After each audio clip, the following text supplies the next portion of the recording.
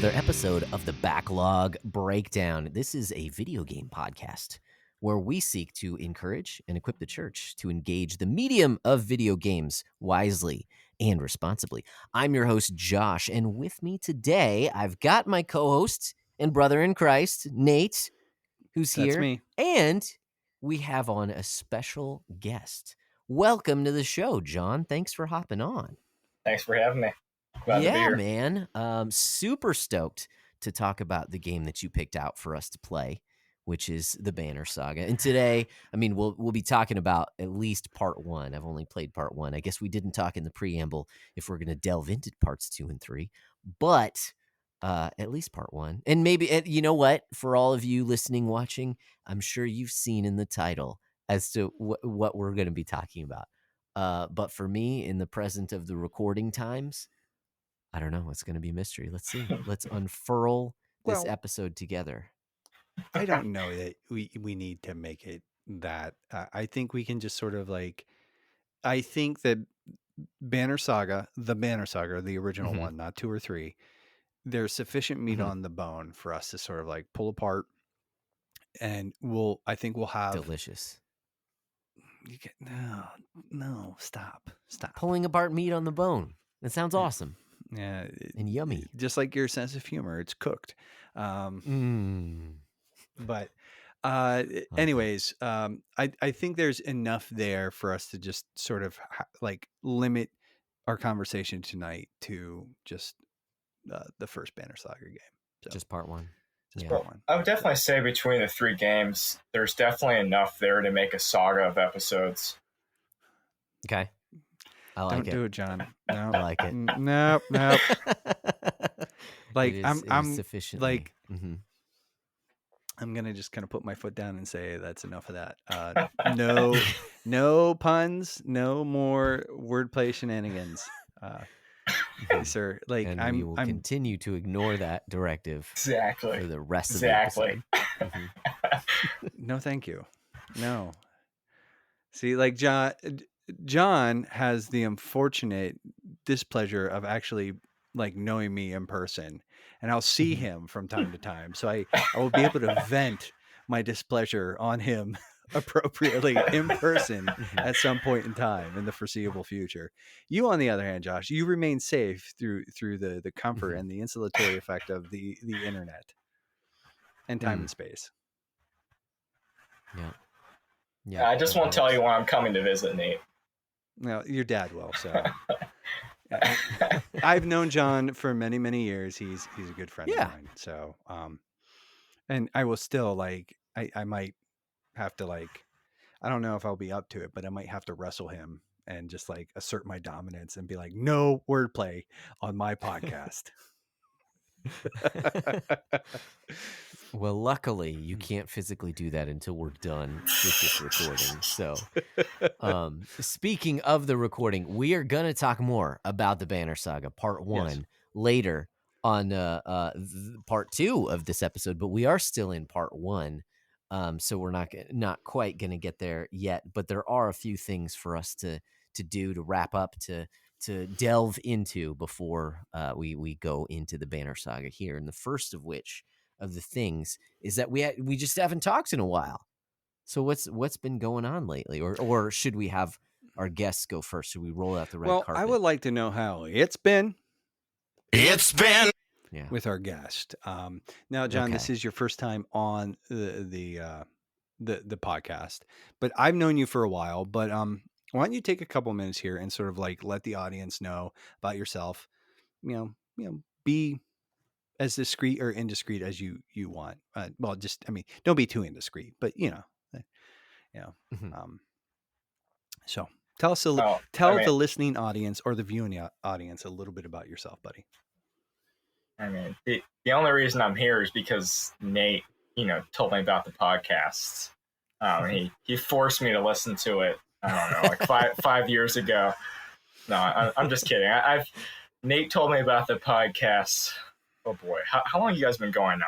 5, 6 years? I forget. Yeah, just about. I just remember Nate telling me probably around the time we met about it, and then I've kind of been listening to it ever since. Wow. But yeah, for those of you that don't know me, I live in Pennsylvania. Mhm. An apprentice electrician, nothing crazy. I am married, very newly married. Um, Oh, nice. Well, awesome. but yeah, there's not anything crazy here.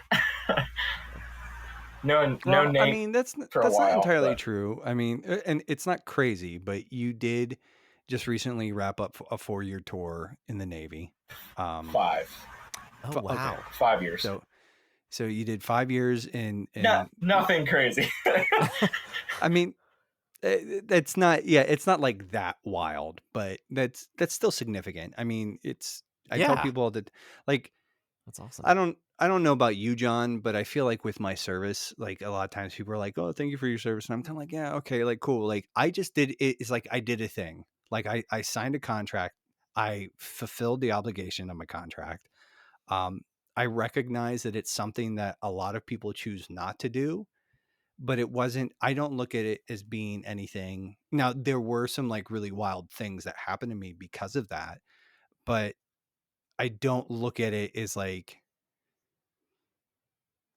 and I'm going to say something that might smack of like, but I don't think everybody that served is not automatically just, they don't get a rubber stamp like, "Oh, you're a hero." It's like, no, you served.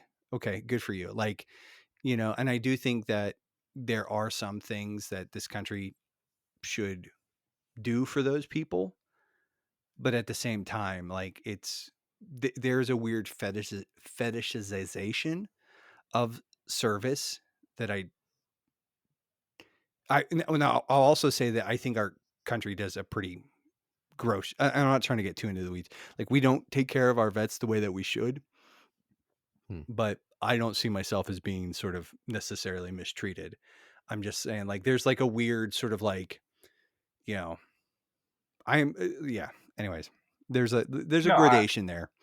I completely get what you're saying. It's kind of all over the place. Like I feel kind of similar to you. It's just like whenever people are thank you for your service, and it's like thanks. I mean, I don't feel like I did anything super impactful. It was just like you said, it was filling a contract. It was just my job. I don't feel like I did anything like really crazy or important.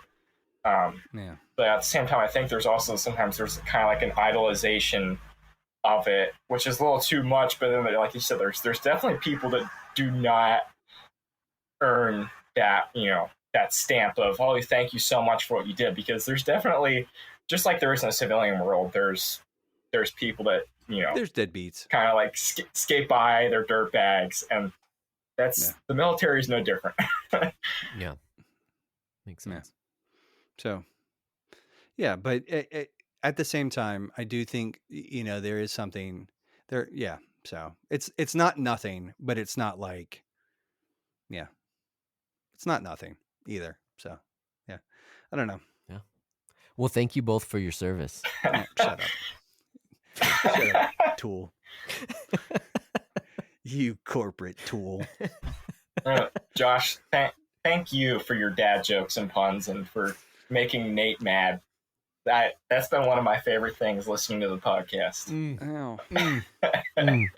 I love the validation that just warms my heart. This hurts me on a deep and foundational level. Like, so see, because the reactions are just tasty little morsels, but then hearing it from others, keep going, fight the good fight. It's not a good fight though. It's No. it's garbage. No, Trash. No, he's doing the Lord's work and he's keeping you in your place. All right. Oh, that's funny. And when I sit on you, I'm just gonna, like, next time I see you, I'm just gonna like pin you to the ground. I'm just gonna sit on you for a minute and just all right. Like, I don't know. Like, I'm just gonna like use you as a footstool or something for a while. All right. No. Yeah. Anyways, I cannot believe that you are ganging up with him. Like, I'm kind of hurt. I thought that given the long-standing nature of our friendship, that you kind of have my back here, but I see how it is. No. I was wrong. I mean, Nate, I'm definitely better friends with you, but that's simply because I've known you longer. This is the first time I've ever actually seen Josh's face over a video call. He's like instantly like, no, I like that one better. But Josh has a special connection with me, or I have a special connection with him due to his sense of humor. It's something that you just don't have quite the same way.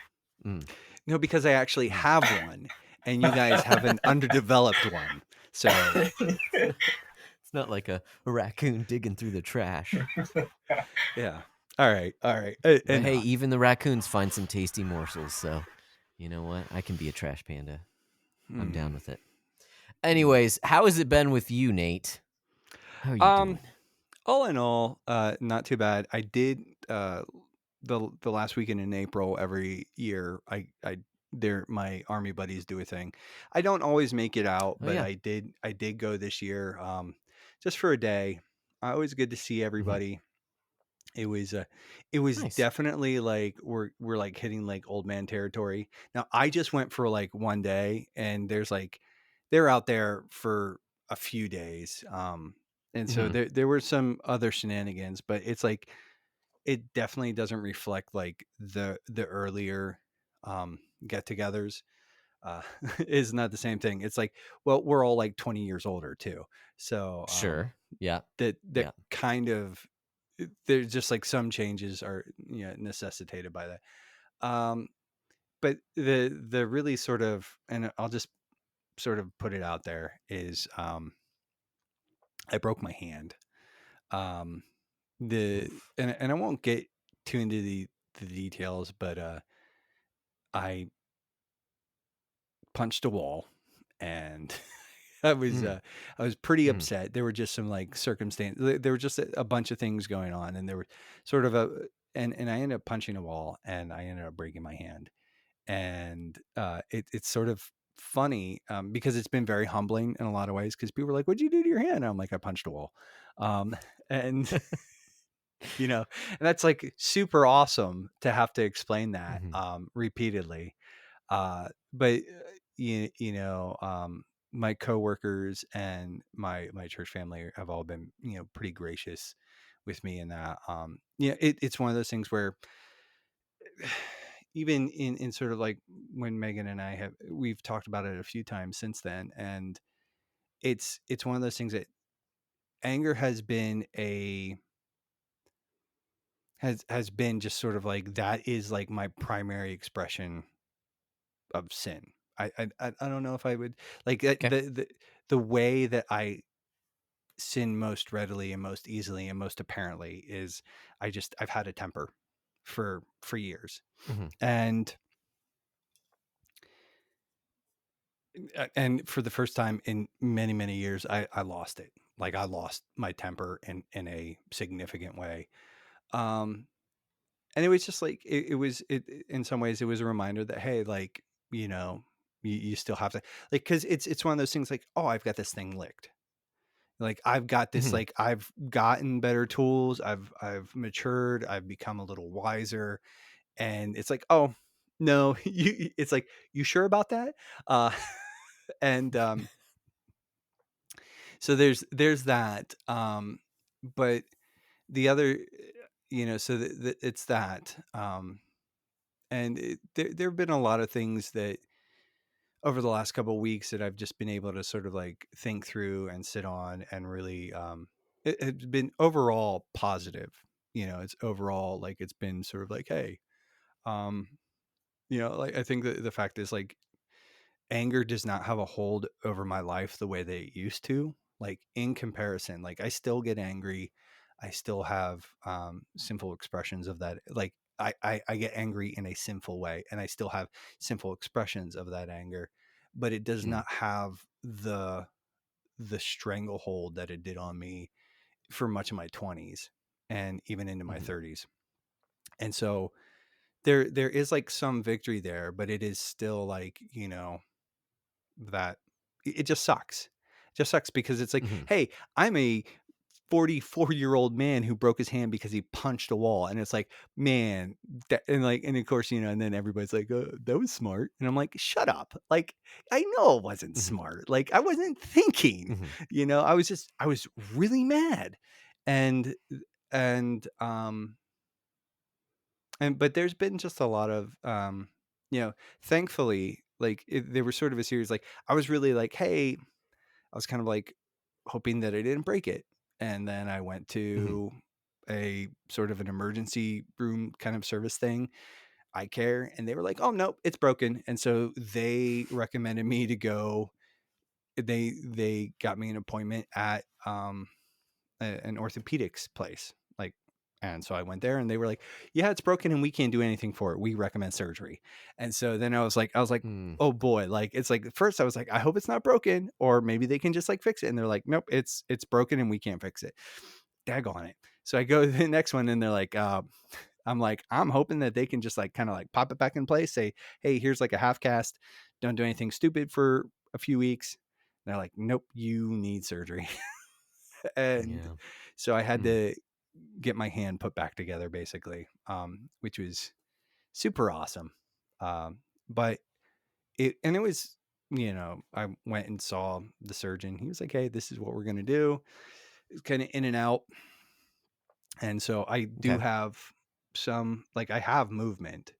I also Mhm. now have a plate in my hand. Um, Mm. so yeah. Uh, and yeah. So I've actually, it's kind of, it's like not ideal, but I have been just like staying home from work. Like I'm probably going to stay home. I've stayed home the rest of this week and I'm probably getting, my post-op is next Wednesday. Okay. So it'll actually, the day that this will go public will be my post-op. And at that point in time, I'm probably going to go back to work after that. With probably some light Okay. restrictions. But yeah, it's just it's kind of a wild situation because I've never had surgery before, and so that was a first Oh. for me. It was I was a little like not nervous, but a little bit nervous. Like it's like Sure. and yeah, but it was you know it just and people are like, what'd you learn? And I'm like, well, I learned that I probably shouldn't punch walls. Like, Mhm. but it's I don't know. So yeah, it's just kind of but it hasn't been all bad. Like I've been kind of able Mhm. to like I can't do tons, so it's actually been a lot of like playing video games because I have to keep it dry and clean, and so I can't like Yeah. do a ton of stuff. Like I'm doing some stuff around the house, but for the most part, it's like I'm just pretty um yeah. Yeah. I can't really write. I have been doing some reading, but Mm. you know, yeah, it's just kind of yeah, it's just I broke my hand and it kind of sucks. Yeah. But it's not all bad. So, Mhm. but that being Mhm. said, so yeah, I'm okay. I mean, I just got a busted hand. So, but Fun. I'll Yeah. be able I There think you I'll go. be able to use it a good bit. Like I'll have some like weight restrictions on it, I think for a little bit. Sure. Um but that'll be it. So Cool. all things considered, like I'm like, and I don't have to fix like because I'm pretty sure I hit a stud. I'm pretty sure that's what broke my Okay. fingers. Like Mhm. my um Mhm. so I don't have to fix a hole in my wall. And that's Yeah. like I'm like that's kind of a win. I'm like, Yeah. Yeah. it's y- I have I've had I've had to get pretty good at patching holes.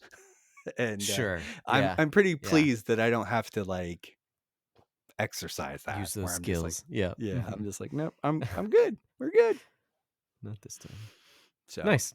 but yeah, so that's Cool. what is new with me is Cool. Yeah, my gimpy hand. Oh. And I do have to like keep There it. you go. The worst part is like I have to keep it elevated, like Okay.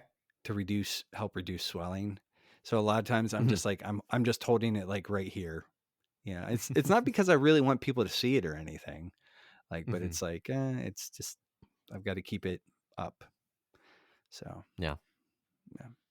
Got you. So yeah, Nice. that's it. That's what's up with me, man. Nice. Yeah. Yeah. Cool. Cool. No, it's not really that I'm cool. yeah, I'm sorry. I'm sorry. I don't want to say any jokes because it's like Good. I don't want to say them at your expense. So I we're appreciate good. that. Thank you. Yeah. Yeah. Well, for me, since the last time we talked, my sister has come into town. She's visiting us from California. So that's been a lot of fun. We've been out doing stuff. Of course, the weather here is crazy in that we were supposed to get like possible tons of hail and possible tornadoes like the day after she got here. Her flight was only delayed by an hour, so it wasn't here that yet. We barely got anything. Like it totally missed us, and it didn't seem to be as big of a deal through the rest of the state as they had been saying that it was going to be.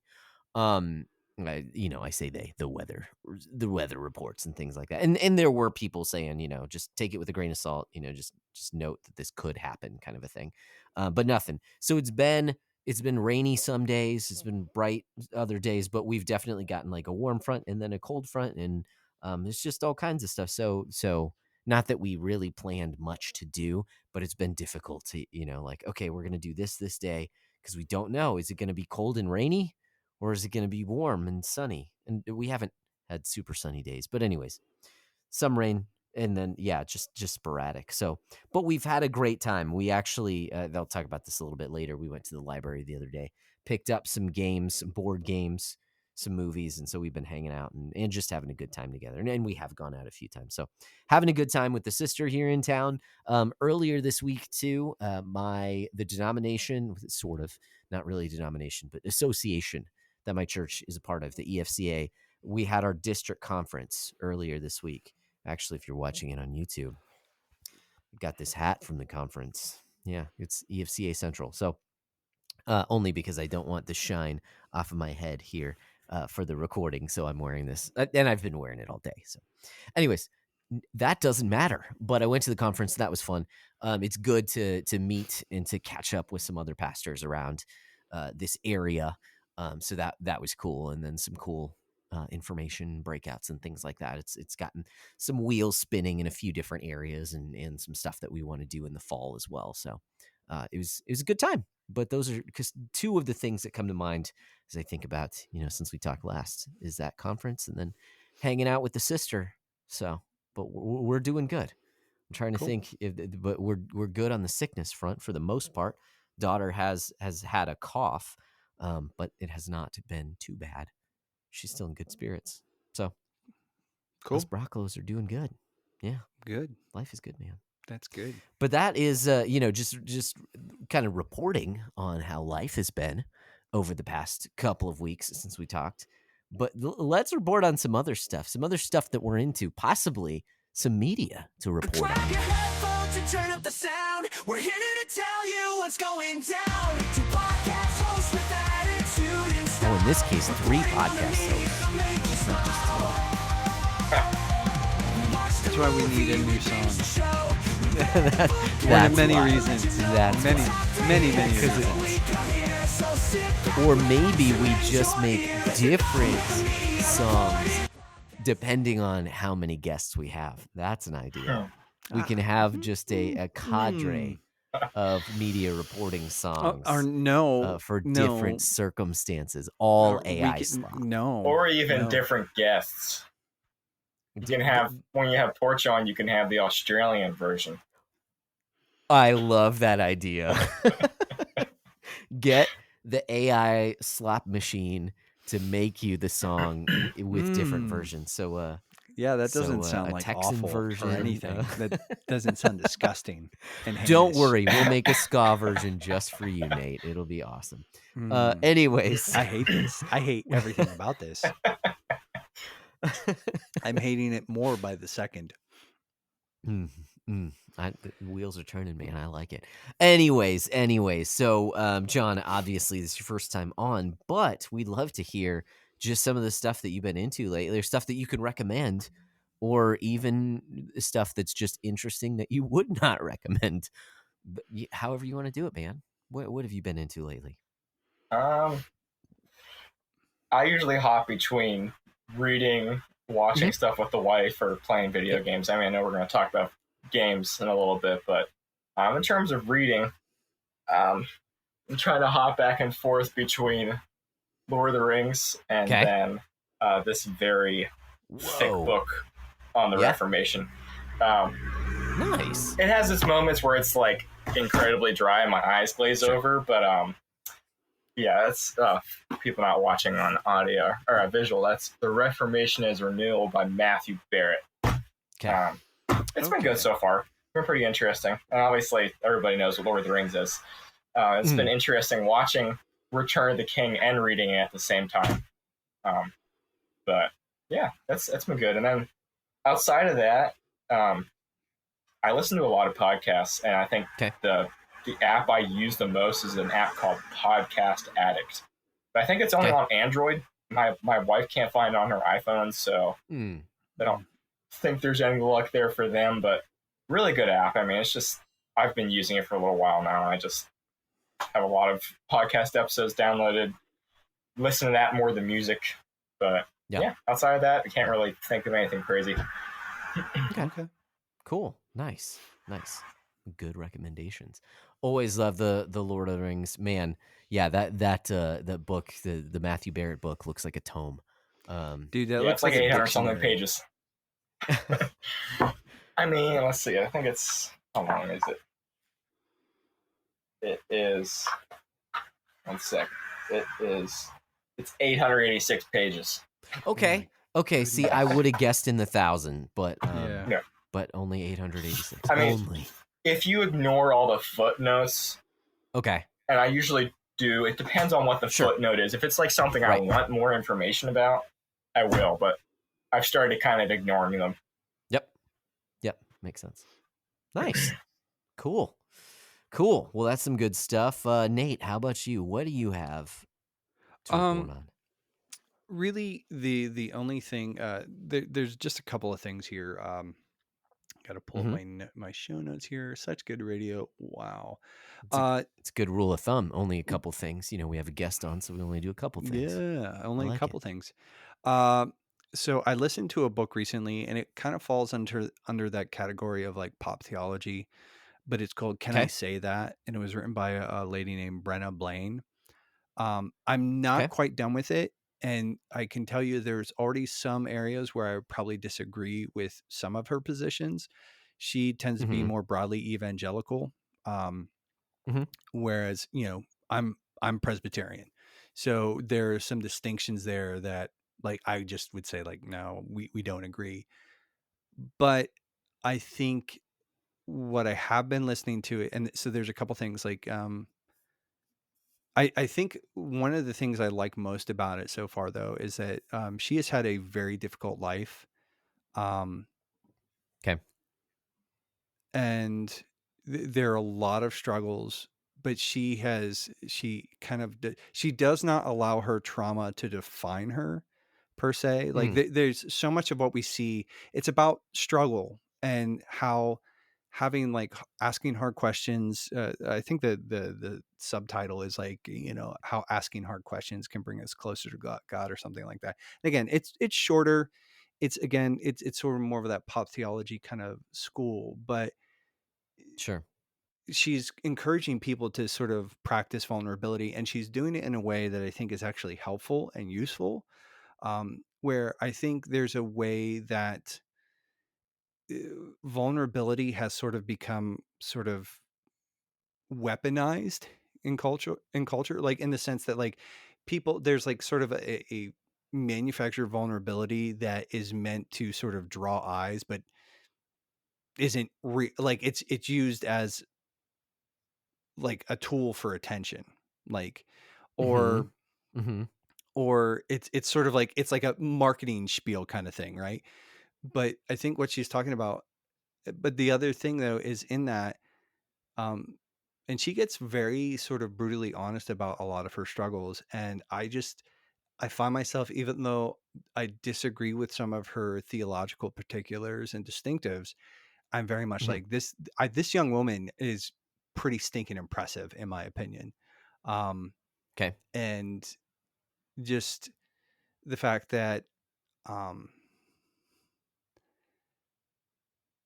and I want to be careful in how I say this, but I remember reading Mhm. how Luther just struggled. You know, we would probably call it depression, but like he would Sure. just really struggle with these things. Um, and it like he wouldn't be able to get out of bed. He just like he was probably maybe even suicidal at different times. Like, you know, it was kind of like I think he was a man, and in spite of that, like, you know, he held on to God. Now he was still a man, you know, full of he had plenty of sin. But I Yeah. think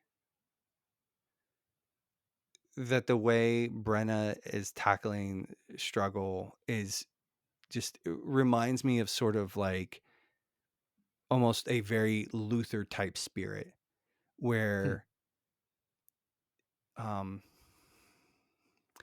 well and I'm just like she struggled with um bipolar disorder and, you know, Mm. depression, suicidal thoughts, right? And at one point in time Mhm. she thought she was healed from that. But as she goes on, you know, some of that stuff resurfaced and she ended up being institutionalized, and she took that as a Okay. time to sort of because she was going to attempt self-harm. Um, Mhm. and you know, it's like, I don't want to misrepresent her story or anything, but like I think there's some people who, given that opportunity, they would be like, why has God abandoned me or whatever? And she Mhm. leaned in and she said like, and she understood that in a way, like she could seek the presence of God. Like, and it was hard, but like a lot of that was in a way meant to draw her nearer to him. And so Mhm. she's like in her suffering, she's like, in my suffering, she's like, I can experience God and know God in a way that I did not know him when I was comfortable, when I Mm. was healthier and happier. And she's not, you know, and there's lots of other things, you know, I think she's, you know, what I've seen, again, I haven't finished the book but I've seen some stuff from her. She's advocating for Christians to have a healthier view when it comes to psychiatry and psychology, and saying like, hey, you know, Mhm. we need to be reasonable here. And we like, sometimes we need help and we probably need to talk to professionals about these things. Um, and anyways, there's a lot to unpack there, but I think that book is really remarkable. So far, like, again, I'm about Hmm. halfway through it. Um, Okay. there are a few things where I'm like, you know, I'd be like, nope, that doesn't fly. That doesn't, but the Sure. core principles of what she's talking about, like, I think are valuable and necessary and good. Um, Mm. so it's a book that I think is really, it's kind of like a needed word. And I'll tell you, like, Yeah. even sort of in my own personal, because like part of, like, you know, I talked about busting my hand, and I don't want to get too far in the weeds here, right? I Mhm. talked about breaking my hand. There's a fair amount of shame. Like, and again, it's like I'm a 44-year-old man who Sure. lost my temper so badly that I punched my wall and I broke my hand. And there's a pile of shame that I could sort of retreat into, right? Mhm. And, you know, I think one of the things in reading this book and listening to this book, and even sort of in talking to my pastor and some other people, like, you know, this is a way that God is very gently, because there's a way that this could have gone like really off the rails. Like, you know, some people, their anger problems land them in prison. Like mine broke my hand. Sure. You know, and so but is like, there's a way that God is very gently sort of like disciplining me. And I think about Hebrews 12:5 and 6, where it talks about God disciplines his sons. He Mhm. disciplines his children because he loves them. And so sometimes that means he lets you sit in a certain degree of your own sinfulness so that you can see, like, like he lets you sit in some of the consequences of that, and Yeah. and he uses that to shape you. You know, we do believe, like, Right. and again, Right. that all things are for our good in His glory. But like, there's also a way that that can be weaponized and kind of gross and everything else. Anyways, all I'm saying is like, this has been a very useful book in sort of, I think, in sort of helping me to realistically sort some of my own baggage, you Mhm. know, and because there is that like, hey, I just want to be done with this. Like, and it's like, Yeah. well, you might not, like, Lord willing, I will never express my anger again this way. But Yeah. there will probably always be a temptation there. There will probably always Sure. be, like, you know, in some ways, I'll probably always have to be a little on guard against this. Yep. And Yep. so, but anyways, all that being said, it's been a very interesting book. Again, it's Mhm. like a, like, it's a fairly strong recommend, even though I'm not done with it. You Cool. know, I Cool. think what she has to say about just like trauma, about suffering, and about like some like just exploring vulnerability, I think all of those are really useful things and good things. Mhm. And that they are things that the church needs here. On a much lighter note, but not really, because it's like it's the soundtrack to Expedition 33, Clair Obscur Expedition 33 is Okay. so good. So good. I'm gonna Hmm. talk because I have been playing it, but I'm gonna save my thoughts for that. Okay. Okay. Very like Yeah. near coded, also super French, Okay. and it's it's excellent. It's Super arguably French. So is that like lots of accordions, there or what does that is a mean? fair amount of Okay. accordion and violin in the Okay. soundtrack, Yeah. but it's it is it is magnificent. Like it is Sweet. Yeah. so good. Like it's but it's also like a little melancholy, uh, you know, Oh, okay. a Okay. little Yeah. Sure. somber, a little kind of, you know, there's no real rippers in there. It's a lot of Sure. like kind of a little more morose, um, Hmm. but it is excellent regardless. So Nice. I've really been enjoying that. I think it's yeah, but not just in playing the game, but actually like I just turn on the soundtrack sometimes and listen to it. I'm like, ooh, yeah. So Yeah. Get those feels. Nice. yeah. That's awesome, dude. That's cool. But yeah, I'll have to check it out eventually. Yeah, and that sounds pretty cool too. It sounds like she gives her story. Like is that kind of the overview of the book, is like going so through her she life does share a in some lot ways? of her story. Okay, Yeah. and she Cool. doesn't go Cool. into it's a little autobiographical, but all Yeah. of all of that autobiography is in service to, like, she's saying like, hey, here's like the thing that we need to learn. Like this is providing context for this thing, and this is kind of like when I Right. came out of the other Right. side of this. Um, Yeah. That's dude, cool. like I just That's like cool. it's it's really, I think it's a really excellent book so far. Like, and again, Yeah, and that's a really cool way to kind of reflect on, some of the things that you're going through as well. So that's really cool. And it sounds like then that you would encourage her kind of like sharing her story, right? yeah, Or would you ban her saga from being told? you suck, dude. You're the worst. You're just disgusting. Josh only wants one thing, and it's to make bad jokes. Yeah. Okay. So I don't even want to hear what you've been into. Like, I'm done. Just shut your mouth. just what have you been on? It's just what do you have to say? Just, What do you have to say for yourself? Okay, well, in terms of books, so this one, it's not even a recommend. It's just something that I have listened to over the past couple weeks, and it's a book on psychology. It is called "The Courage to Be Disliked" by mm, Fumitake Koga and Ichiro Kishimi. So this outline, or excuse me, it lays out the psychology of a man named Alfred Adler was his name. He was a contemporary with Freud and who's the other guy? I can't think of it. Anyways, he was a fan of Freud for a while, but broke away from Freud, and actually went in a pretty strong, in a different direction. So, um, overall, the ideas in this book, I think they go too far in a number of areas. I think there are some that are just flat out wrong. So I don't necessarily recommend this book, but there are a few key thoughts and themes that he digs into that I like because it stands very strongly opposed to some of the scripts that we receive in culture nowadays. So it actually goes along a lot with what you were talking about, Nate, in terms of trauma. One of the things that this guy said, and this is overstating the premise a bit, but he says that trauma is not real.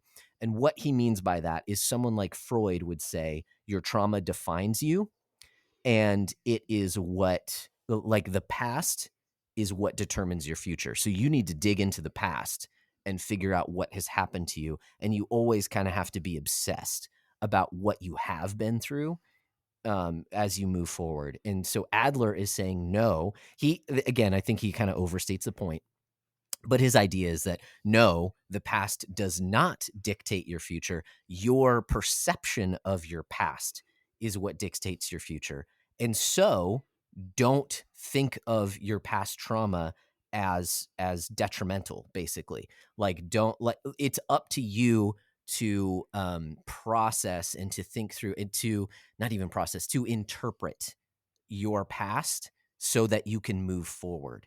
So when you have two people that go through very similar horrifying circumstances, you can see that some of them come out more gracious and more understanding, and some of them are extremely damaged individuals. And so his thesis is like, your past can't determine your future, because otherwise then these two people would be exactly the same. It's the way that you interpret and you process those things. And I think that's very helpful. Now, this man has, I believe Adler was an atheist, because there's no mention of God. So that's why I don't necessarily recommend it. But I think that's very powerful. And it kind of goes along the same lines as someone like Jocko Willink, who talks about how you want to take extreme ownership. And so you want to, take ownership over the things that you have control of, or the things that are happening in your life, and kind of redefining those things. So I think that in itself is a powerful message. It's just, there's a lot of places that the book also goes that I'm not on board with. So anyways, it's just been interesting to listen to, and you kind of take it with a grain of salt. But I do think that that's a powerful thing to hear, because I think nowadays a lot of people are shackled by their past. And so, yeah. Anyways, we'll just leave it there. Don't have to dig into that anymore. But this is basically the book, The Courage to Be Disliked, is it lays out Adler's philosophy, his psychology, the things that he thinks in a narrative form that is a philosopher talking to a young man. And so it's a dialogue. So interesting book, not necessarily recommended. The other thing that's recommended is, we're here. I mentioned my sister's in town and we went to the library. We picked up some board games. So I actually have a board game recommendation, one that we've been playing that's been a lot of fun. It's called King of Tokyo. It's where you basically you play as, you pick Kaiju. out your own kaiju. Yeah. And you attack Tokyo and you attack the other kaiju. And it plays similar to Yahtzee, so you have a bunch of different dice, but you use those dice and you choose, the dice that you want to take and re-roll and do different things and gain energy and purchase power-ups and attack other monsters and destroy them. And it's just a fun time. It seemed pretty complicated at first, but once you kind of get it down, like even my 9-year-old son and my 7-year-old daughter are both just like fully on board, and they get it, so it's a great game. Difficult. Yeah, we've it was kind of just like, hey, it's here on the shelf, one of these games, looks like it could be fun, let's try it out, and it's been a hit. So That's my I recommendation. I have a recent. I got the reprint because I gave my original print copy to some friends of ours who like they were in Okay. town. They really liked it, and then I found out that like that original print goes for like 4 times what I actually paid for it. So it's like I Oh probably wow, could have like it's not a cheap game either. no Because I was just looking today. Because it's, I mean, yeah I say that it's like $45, which yeah. was more than I was kind of expecting. Um, even so, I mean, it's a fun game. Yeah. Oh, So I'm just original. I'm now because it was like um and does it use different artwork? it's not a little bit yeah. Yeah. I'm just curious. Yeah. Yeah. Anyways, So well, I guess the price has dropped, nice. but like the new edition or whatever is like 45-50 bucks or no. Hmm. Um anyways, yeah, at one point in time that it was worth significantly more, but Yeah. I guess it's not Yeah. that big a deal, but whatever. It's a great game. It's Yeah. it's a little bit of learning up front, but yeah, Hmm. it's a really stupid good time. Even through the times that we've played, our strategies have drastically changed. Mhm. Because if you go too hard, you end up dying because Mhm. other monsters kind of gang up on you. Anyways, good Yeah. times. King of Yeah. Tokyo. But that's a board game, okay? This is Mhm. not a board game podcast. This is a video game podcast. So Yeah. let's talk a little bit of video games here. Let's report on what we've been playing lately. So John, what have you been in, what video games in particular have you been playing? Well, most recently I was playing nothing but Hades.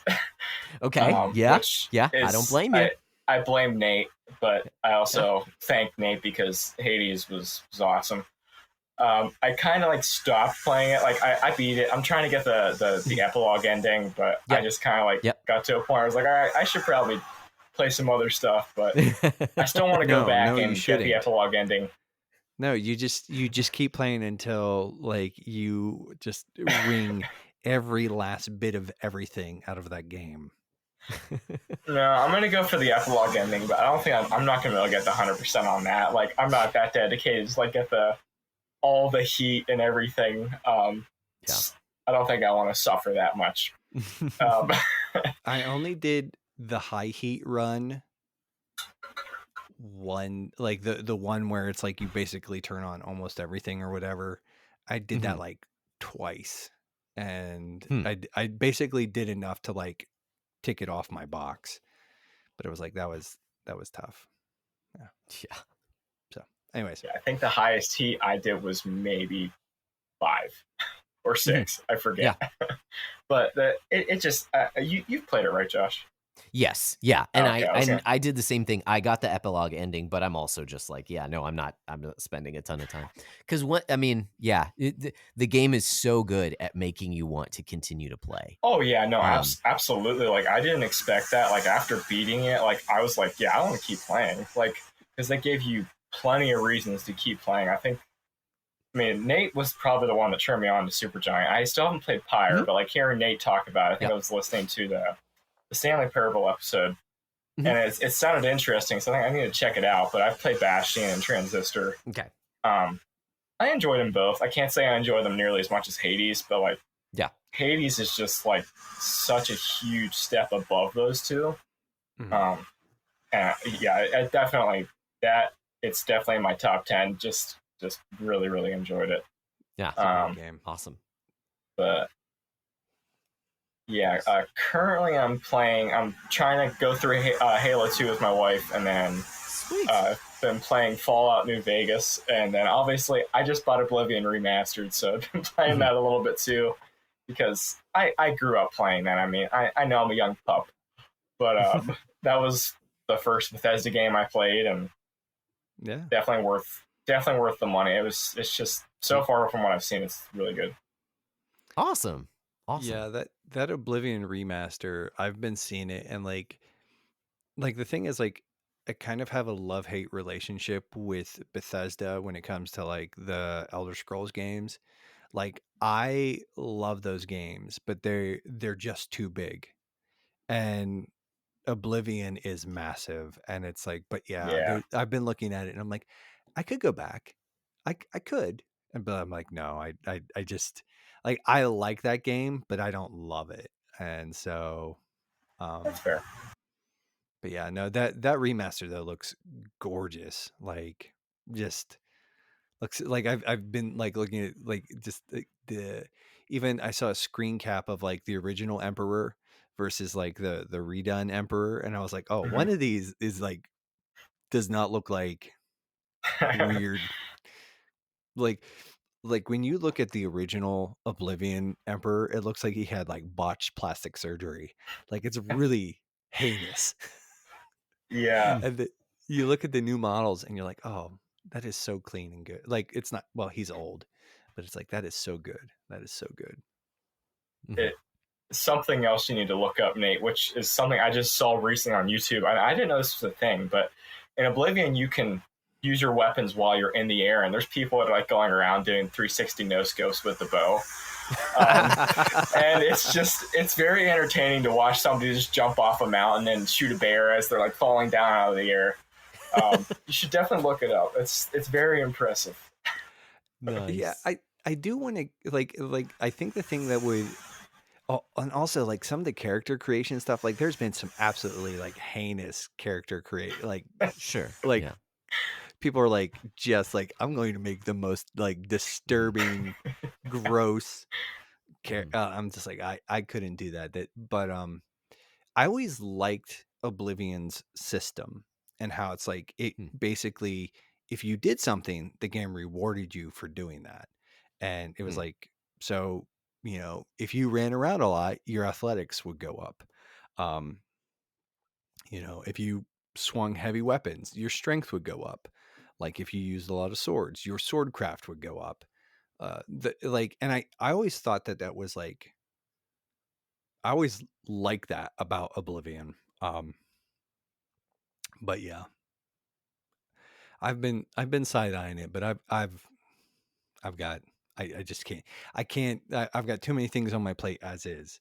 Um, so but yeah, that does look really great. Maybe it's like definitely like maybe someday when Byron's old enough, like that'll kind of be like, hey, dude, like strap in, like, and I'll show him like the old, be like, nah, it didn't look like this. It was like everybody looked like they had really bad Botox. It was really gross. But Nice. yeah, so yeah. Yeah. Have you been playing anything else, John? You know, or is that pretty much just Oblivion? Oblivion and Hades has pretty much just dominated the scene. Well, no, Fallout New Vegas is probably the main thing I've been playing because that's on my locked and loaded list. Okay. That's definitely it. It's difficult. Like I'm getting my butt kicked. I'm playing on easy. Like just trying to fight some death claws earlier, and I was just getting demolished every time. Not sure if either of you played it, but yeah, I it's never good. beat New Vegas. I did play it though. I liked it tonally. I like New Vegas the best out of all the Fallout games because it's like it's weird, and it kind of delights in being weird, and I like that. So, but that's what you've been spending the most amount of time with then. So, what kind of build are you going with? I don't know. I'm kind of all over the place.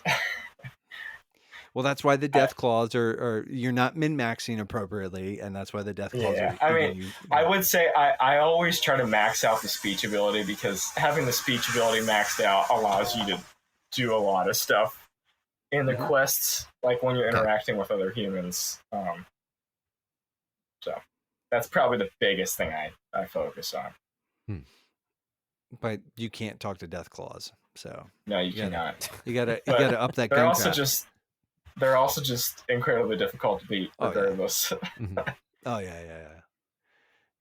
They're giant. What are they, anyways? Like, I don't know. Actually, that's a good question. Yeah, I'm gonna Google that. What are I've- death claws? Yeah, never even seen. Like, because like there's the mutated bears and the giant rats. What are death claws mutated from? Apparently they are mutated from Jackson's chameleons, the horn variety. Oh yeah, yeah, definitely. That's what I meant to say. Sure.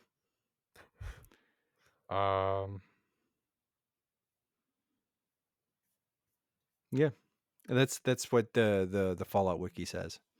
So Hmm. they The more you know. were just like giant horned lizard men things that will wreck your face. But Yep, pretty much. yeah, Fallout. See, those were the Bethesda games that I really got into. Fallout 3 and Fallout 4. I spent many an hour sort of being a hoodlum in the wastelands. So, Nice. but yeah, 70 or New Vegas. Didn't I never beat that one. I want to someday. Maybe someday they'll give me a remake and then I'll go back and actually play it. I doubt it, since it was technically, I think, like Obsidian were the ones that kind of ran it. So if anything, I think there's probably going to be a Fallout 3 remake. At least I think it has kind of similar rumors that the remaster that the Oblivion remaster had. Because people were talking about the Oblivion remaster up until, it happened. Like the predictions were pretty spot on with it, so it's not unlikely that the Fallout 3 predictions will be true. Sure. A Fallout 3 remaster would probably get me. I loved Fallout 3. Nice. Like I would make a stealth build and I would just sneak around and punch people. It was a stealth suit and a power fist. And that's all I would do. I would just sneak around like behind people and just like punch them in vats, and they would, and I got the perks that make them like explode. Yeah. I was not a healthy young man. I mean, or maybe I was an incredibly healthy young man, but it was like Fallout violence, it's gruesome, but it's also like at the same time it's pretty comedic. It doesn't really take itself super seriously, and that's just Fallout doesn't really take itself seriously to begin with. I mean, not that's not to say there's not like more serious gruesome moments, but I would say as more often than not, it's kind of just like, haha, he blew up. It's not really like it's not really meant to like shock you or something when you blow somebody apart. Yeah. Yeah. That makes sense. Yeah. Although in a new engine, it might be a little more horrific. That's true. It was way more cartoonish in the old Snowblind engine or whatever that was called. I can't remember, but so when you'd sneak up behind him, Nate, would that kill him? Like you'd kill him in one hit? Is that what you said? Oh yeah. Yeah. Like so you basically had a death claw. A death fist. You just kind of like, it was a death fist. There you go. There was like a weapon though that was basically like a death claw hand that you could put on your guy. So that was Fallout 4, wasn't it? What's that? Was that Fallout 4 that had that? Or maybe it was Fallout 3. I forget. There was a death claw weapon. Yeah. Like, I just remember in Fallout 3, I would use the power fist and I would just sneak up behind people and I would just like basically I was a fist wizard. I would just I would cast fist and they would explode. But yeah, have you been anything else you want to bring to the table before we sort of keep moving along here, John? Nope, that's all I got. Okay. Cool. Okay. Josh, what have you been playing, my dude? Yeah, not too much. But actually, John, you mentioned how you're playing Halo 2 with the wife. I actually played through and finished Halo 3 with my son this past week. So that was a lot of fun. I will say the ending to that game, the very last thing that you have to do in the game, got kind of frustrating because I was not very good at driving a Warthog for like 10 minutes straight. So I died a bunch, and actually my son was getting kind of frustrated. It's like, Dad, come on. But it was Stop fun. Sucking, and it was Dad. Exactly. And like it's a good spectacle, don't get me wrong. I'm just saying Mhm. I was bad at it, so it got a little frustrating. But then we finished it, and I was like, "Oh, that's the end of the game." Like we didn't realize we were at the very end. So we had a good time with that. Halo 3 was fun. And I think we actually played the entire game on normal difficulty instead of easy like we had for some of the other ones. So, as he Wow. gets older, as he's getting better, we're having a good time. Yeah, he loved being the arbiter. So, it was a good time. Halo 3 is a fun Uh, time. So, I we'll personally probably didn't like. continue to 4. What's that? I was gonna say I didn't like being the arbiter because that was what I played through Halo 3 with my brother. That was the Mhm. first Halo game we played, and I was always like, oh, he gets to be Master Chief. I want to be Master Chief, and I Yeah. was always the arbiter. Yeah. Yeah, he just liked it whenever you got the sword. That was primarily it. But yeah, and I mean, just I guess just the fact of being an alien, it's different than the first two games, so he just enjoyed it. But yeah, we had a good time. It was a fun game. It's always a good time. There were a few words that I was kind of like, don't go repeating that. But he knows, it's not like we introduced any new words through those games, but you know that's how it goes. Well, yeah, like I said, I'm sure we'll continue on to Halo 4 eventually. We haven't started it yet, but it's always fun to play that one together. Outside of that game, I have been trudging along in Metal Gear Solid 2 Sons of Liberty HD. I reported on last episode how the beginning of the game did not leave a good impression on me simply because it does not teach you how to play. Turns out that it teaches you better how to play after the opening few hours. So if you played the game, I'll say you switch perspective. Okay. Don't want to give anything away in a 20-year-old game. But after you switch perspective, then it gives you more of a tutorial, which is frustrating, but okay. That's just how it is. So I'm enjoying my time with the game quite a bit more. It is kind of funny to me how much of the game is cutscenes. I mean, it literally feels like half the game is cutscenes because you play for. I mean, I guess if you wander around, if you really try and take your time through things, maybe it's not. But the cutscenes are substantial. Like when one starts, you're in for 15, 20 minutes of cutscene until you get to control again, which is just kind of surprising from a PS2 game.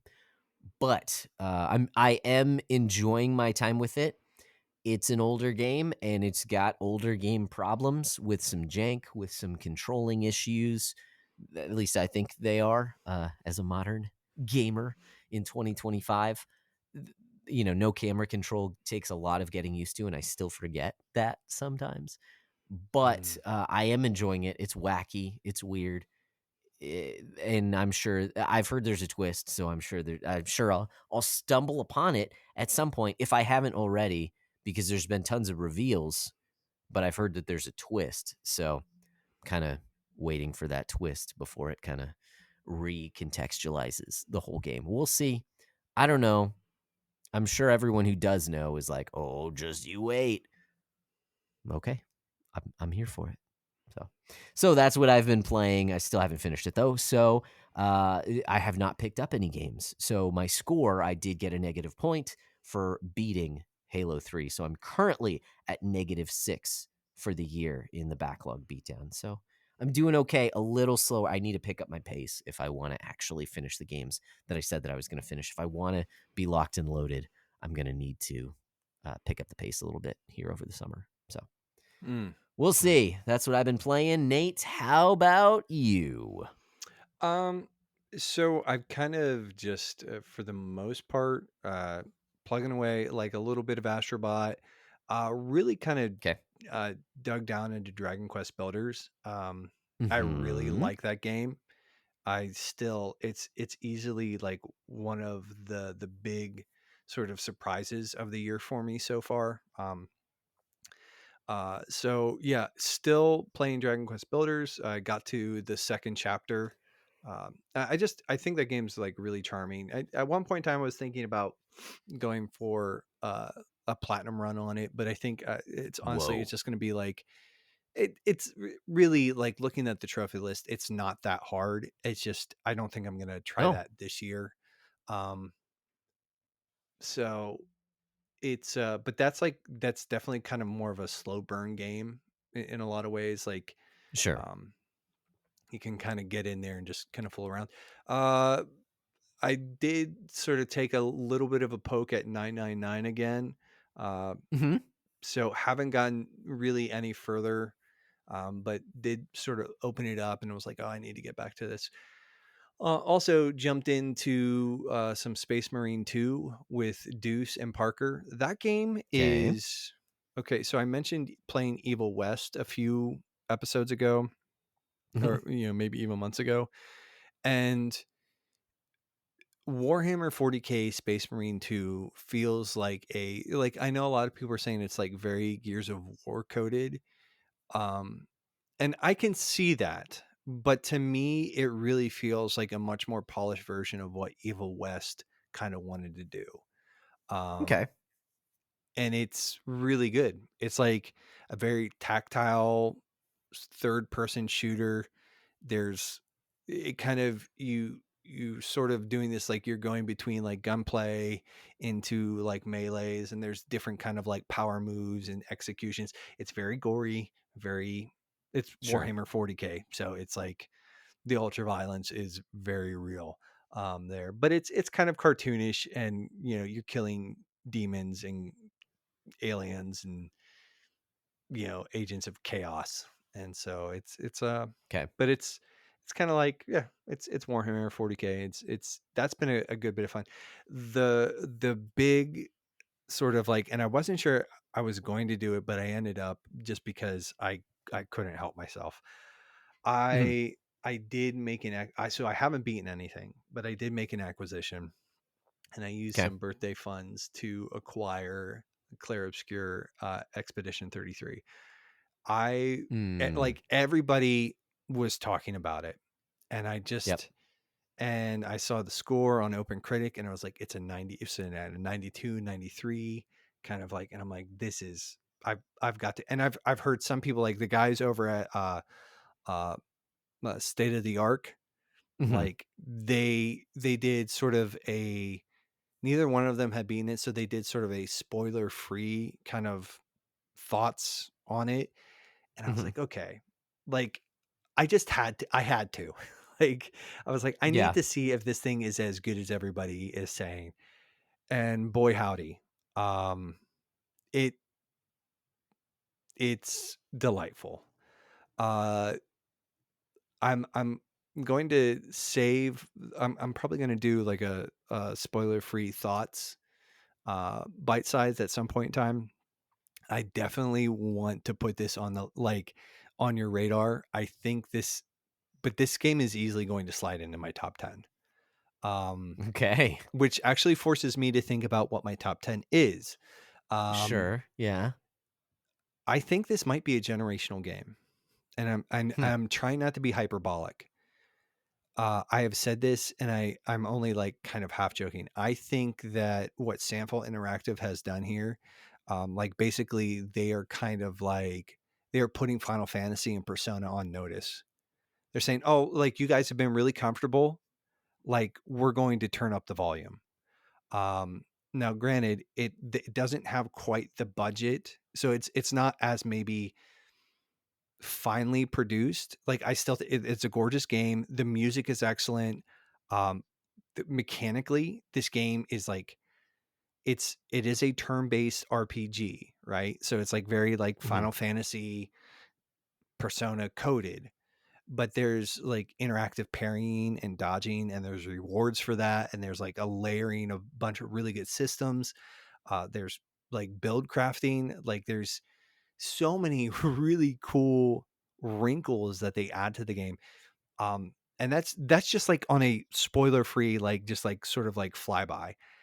It's excellent. The one thing I would probably gig it for is that, and there's not a ton of it, but when you have to do any sort of like, they do sort of introduce light platforming elements, and the traversal Okay. is not great. It's Hmm. mostly good. And I would say for a lot of people, they're probably never going to run into the serious problems, but it's not ideal. Like here's my thing is like, if you're going to make me do some platforming type stuff, and it's mostly so far and like been in optional content, because there's like just Mhm. tons of stuff to do all over these maps. Like, dude, it has a freaking world map. Like you you go into like these zones, okay? And I'm going to save these thoughts, but you go into like these zones, and it's like a dungeon, right? And you go through the dungeon, and there's all sorts of like all sorts of little wrinkles and little holes where they're like hiding stuff in the dungeon, right? And the first Okay. time you roll out of a dungeon and you roll onto a world map, and like this is the lightest of spoilers, and so like if this makes you mad, sorry. Like, go play the game and quit crying and just be delighted by it. But I was like, oh, it's just so stinking charming. Like it just, it is the music, the art design, the controls, like everything is just hitting on all cylinders. And I really feel like this feels like a meaningful iteration and a meaningful sort of step up in turn-based RPGs. Like this is feels like an Mm. evolution of the genre in a way that isn't just turning this into an action game, right? Like Right.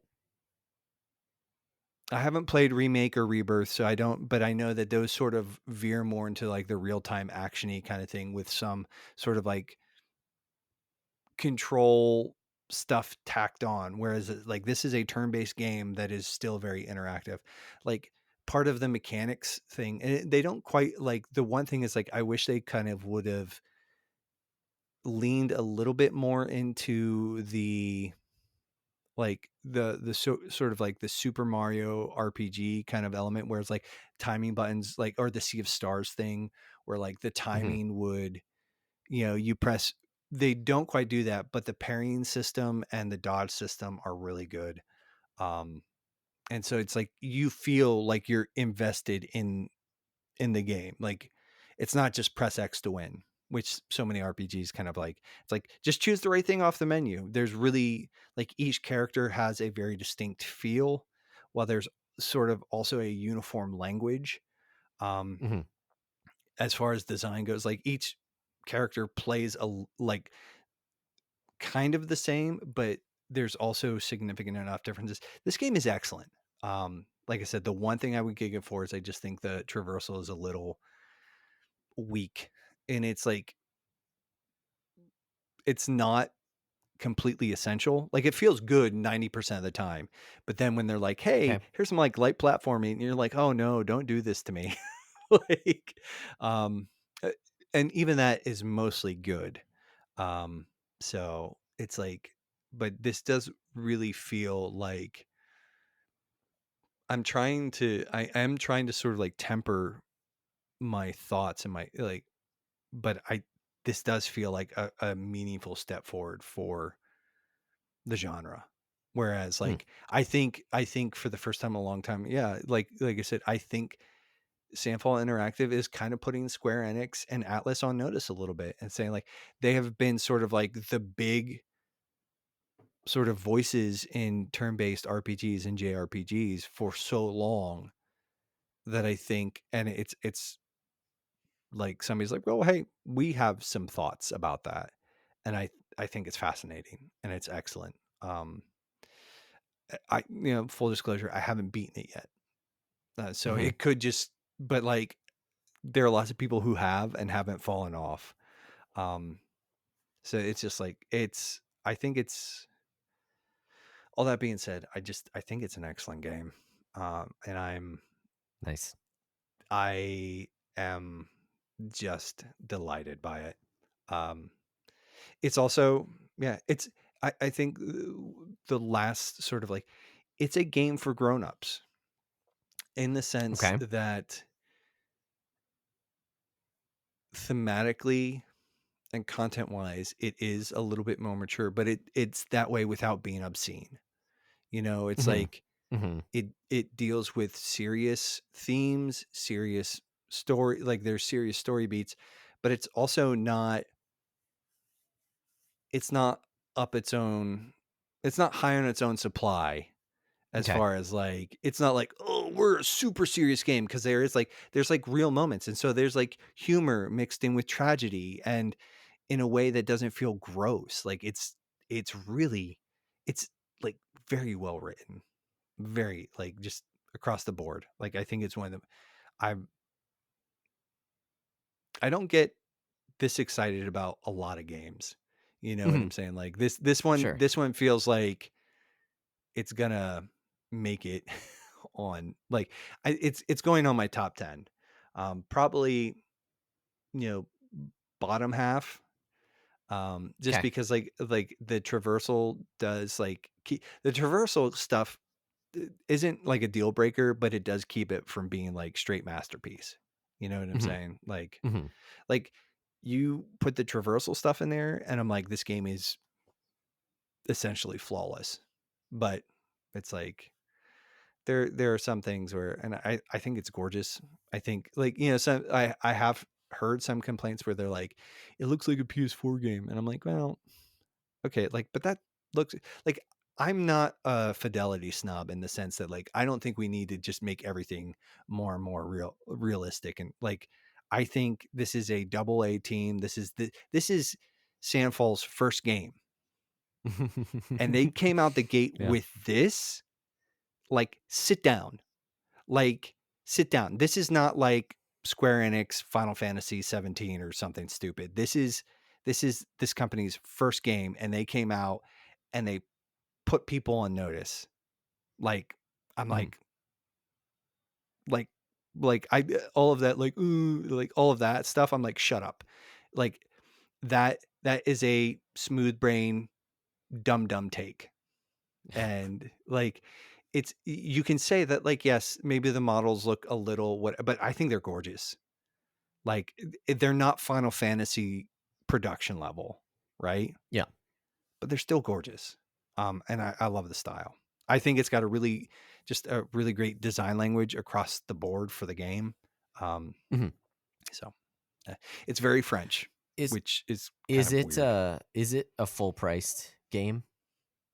Oh, Like, well, did it and come that's out that's at the the other full? beautiful, like, I see, I know what price you know it is because I just told you what it is the other day.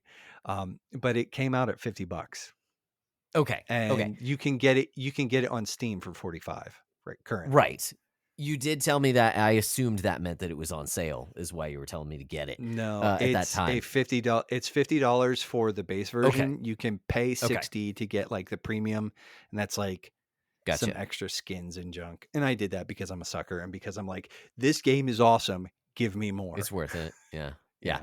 Yeah. The only reason I ask is because you insulted anyone who would say that this looks like older model stuff. And I was thinking, well, if they do charge full price, then even though it's from a AA studio, like, I get how someone would have that complaint. Not that I would agree with it, because it's not that big of a deal to me.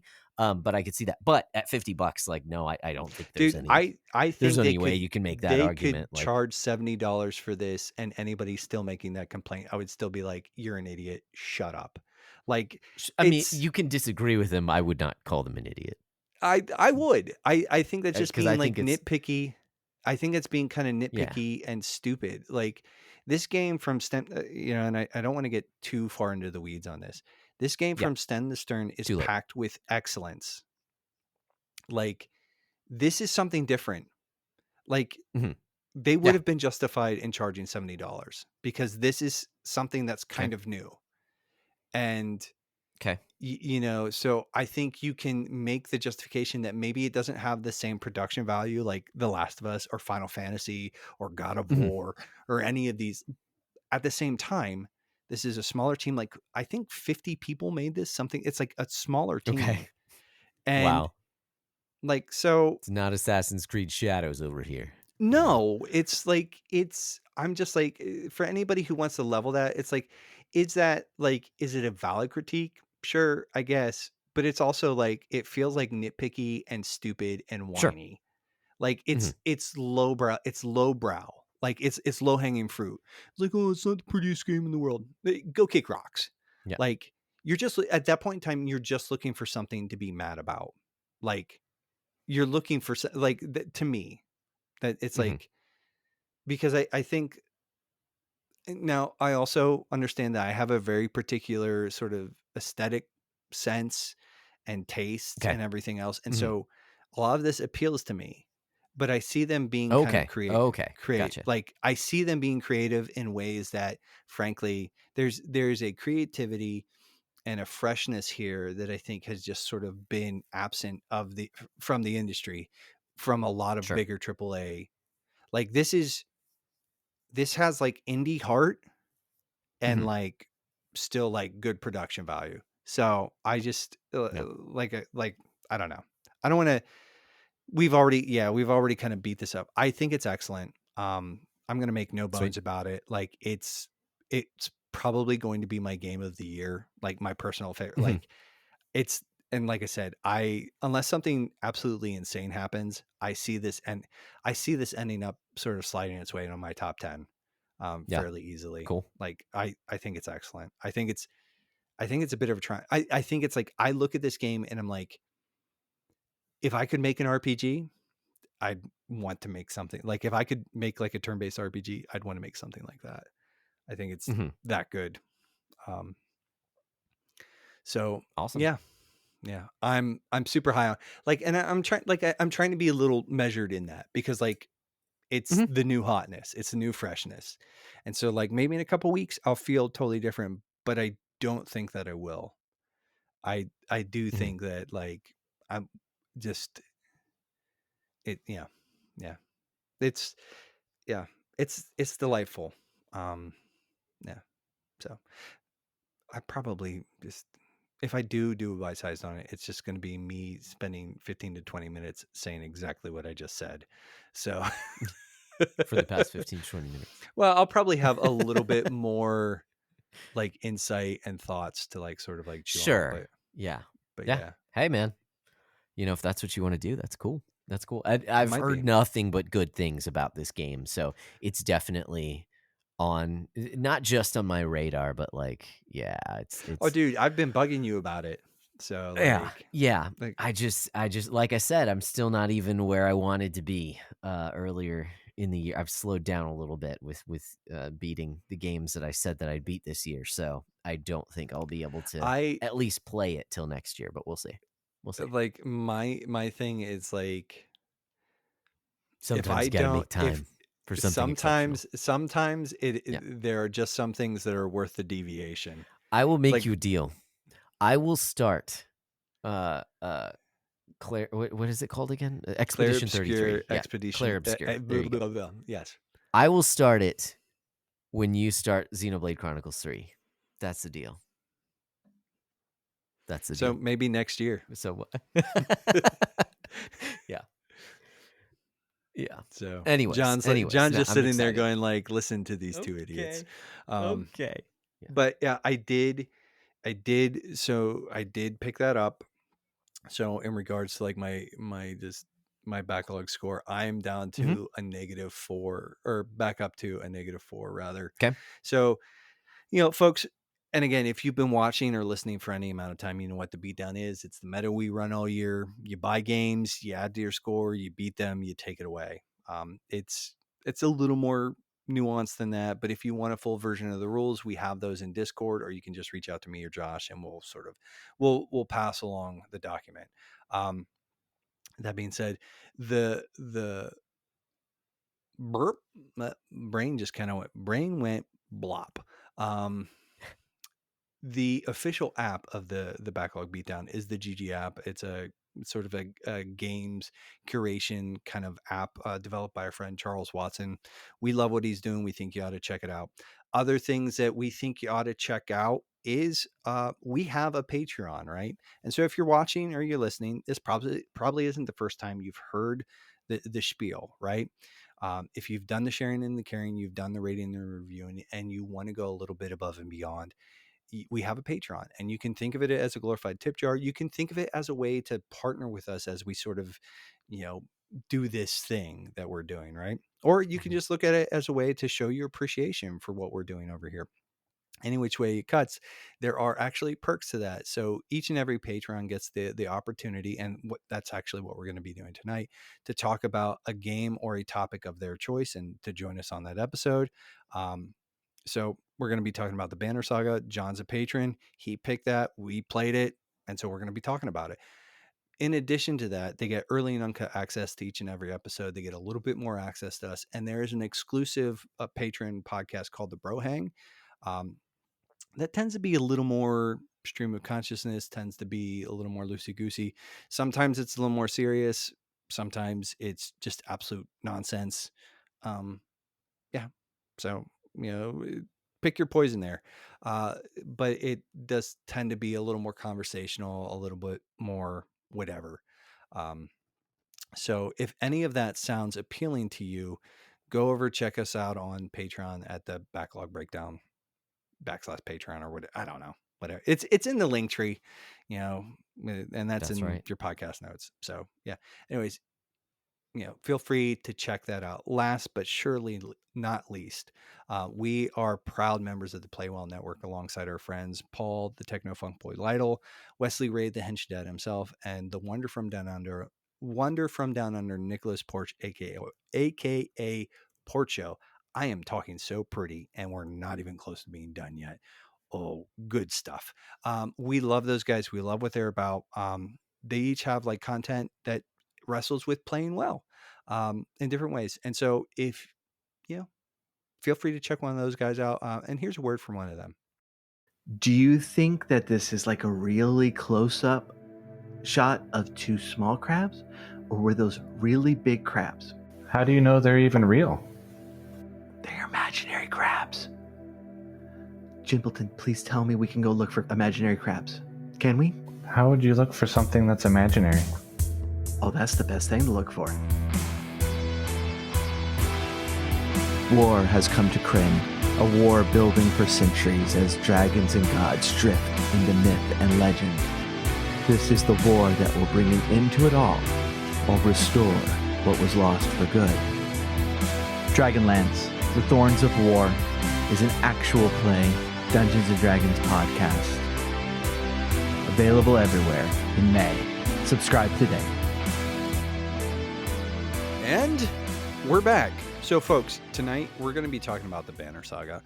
And before we get too far into it, John, there's just, I would describe this game as, and we found out something in sort of talking about this actually just a few minutes ago, is that you are not super familiar with Oregon Trail, which that's just, I say something about your education, but I know that you were homeschooled, so it makes sense. Hey, This is me true. too. Nice. And again, makes sense. Common thread here. Anyways, you degenerates. See, what you guys don't know is that they have been abusing me in the background with terrible wordplay. Educating. Oh yeah. Oh, yes. It's like There you go. like the fascists, re-educate people in their, or like the Chinese Communist Party re-educates people in their camps. Okay. You will be re-educated and you will like it. Okay. Or else. You will like it or else. But so you didn't really. So when I threw out this descriptor as a phrase, you were like, I've never really played Oregon Trail, and which that led us into a little bit of a rabbit hole. And for anybody who hasn't played Oregon Trail, you can Google it, the Oregon Trail game, and you can play it for free. And it's an interesting little timepiece. It's a way harder. Yeah, you can play it in browser, but it is way harder than any piece of edutainment should be, in my opinion. But we're not here to talk about Oregon Trail. We're here to talk about the Banner Saga. And I basically said it's like if Oregon Trail met XCOM and they had a kid that was obsessed with Ragnarok, but I did sort of edit that and say like, and Vikings and stuff. And that's kind of like the premise. Like there's basically like kind of two like flows in the game, but we will talk about that here in a little bit. But John, I think the question though is like, this is your patron pick, and I want to know why you picked this game. Don't get me wrong, I think it's excellent, and I'm glad that you gave me an opportunity to go back to it. I was like, I forgot how charming, like maybe charming, but like how sort of engrossing this game is. And I was like really kind of taken aback by like how much and enjoyed feels like kind of a strong word because it's, well, we'll talk about that, but it's like I really liked coming back to this game. I liked the revisit, and I was glad to do that. But I'm curious as to why you picked this game. Um, I can't even really remember how I initially heard about Banner Saga. Uh, I just know that when I started playing it, it just really clicked with me. I don't know, just the setting. I had like a Viking setting, but then also had like kind of a fantasy slash maybe a little bit of Lord of the Rings setting in it, like just with some of the races and some of the relationships with each other. And also I like turn based games, but I think the biggest thing for me was just the amount of choices. Like as you were saying, like with the similarities with Oregon Trail, like the ability to like just have like lots of small things that, while they don't necessarily impact, the huge story overall. I mean, some of them do, but like it's just like a lot of smaller choices that have an impact, like on your characters and on your caravan. Um, I think whenever there's games like that that allow you to have more freedom to choose stuff, and there's consequences or rewards for that, that's always the kind of like games like that always kind of draw me in more. Um, but I don't know. I just really thought it was an interesting setting. I mean, just like in the artwork and everything. And I don't know. I think I may have mentioned it to you a while back, actually, or asked you about it.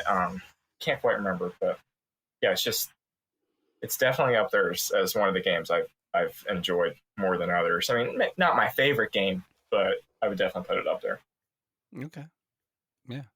Well, Nice. I mean, I again, I was like, I think the game is a little bit of a triumph, and we'll kind of get into that. But I don't, I'm glad you kind of threw it at us. Josh, just sort of your like, I know that you talked a little bit about it, but I think you basically said this game kind of took you a little bit by surprise. Mm-hmm. Yeah. Yeah. So I've known about it for quite a long time. I mean, even before, I want to say before the second and third parts had even come out, it was on my radar. I'll put it that way. But I had heard of the game, and so knew about it, and I want to say I had gotten it for free at some point, or maybe I had gotten it in a humble bundle or something. So it had always kind of been it's been on my backlog for a long time. Coming to it, and I've seen things about it. I'm sure I had watched reviews years ago about it along those lines. But playing it myself this time around, even early on in the game, and I think I've said this on a previous episode of the podcast, is that it hits on a lot of different levels that are right up my alley. The Viking, the vaguely Viking, different named, but whatever, Viking sort of Norse feel to the game is really cool. And along with the animation style that they use, which is kind of, if you're familiar with the animator, Ralph Bakshi, it looks like some of the stuff that he's done before. And so that it fits really well with the game itself. And as the game continued on, you delve into some of the themes that we don't necessarily have to jump into that right now. But you mentioned Oregon Trail, and some of the themes in that game kind of show up in this game as well. Not the educational themes. I'm talking about some of the other things that run through it, but it does run through the story of this one too. So I think it integrates a number of different things really well. And I say that knowing full well that part of it is just my taste. And I think this one just does those things really well. The things that I enjoy, the Norse setting and the harshness that comes along with the gameplay, not necessarily in battles, I'll say that, you mentioned XCOM, so there's a bit of XCOM in this. I was kind of expecting along the lines of Fire Emblem, the when you die, you die, and that's not the case. But there is still remnant. There are repercussions Mm-hmm. to Yeah. dying in battle. I'll put it that way.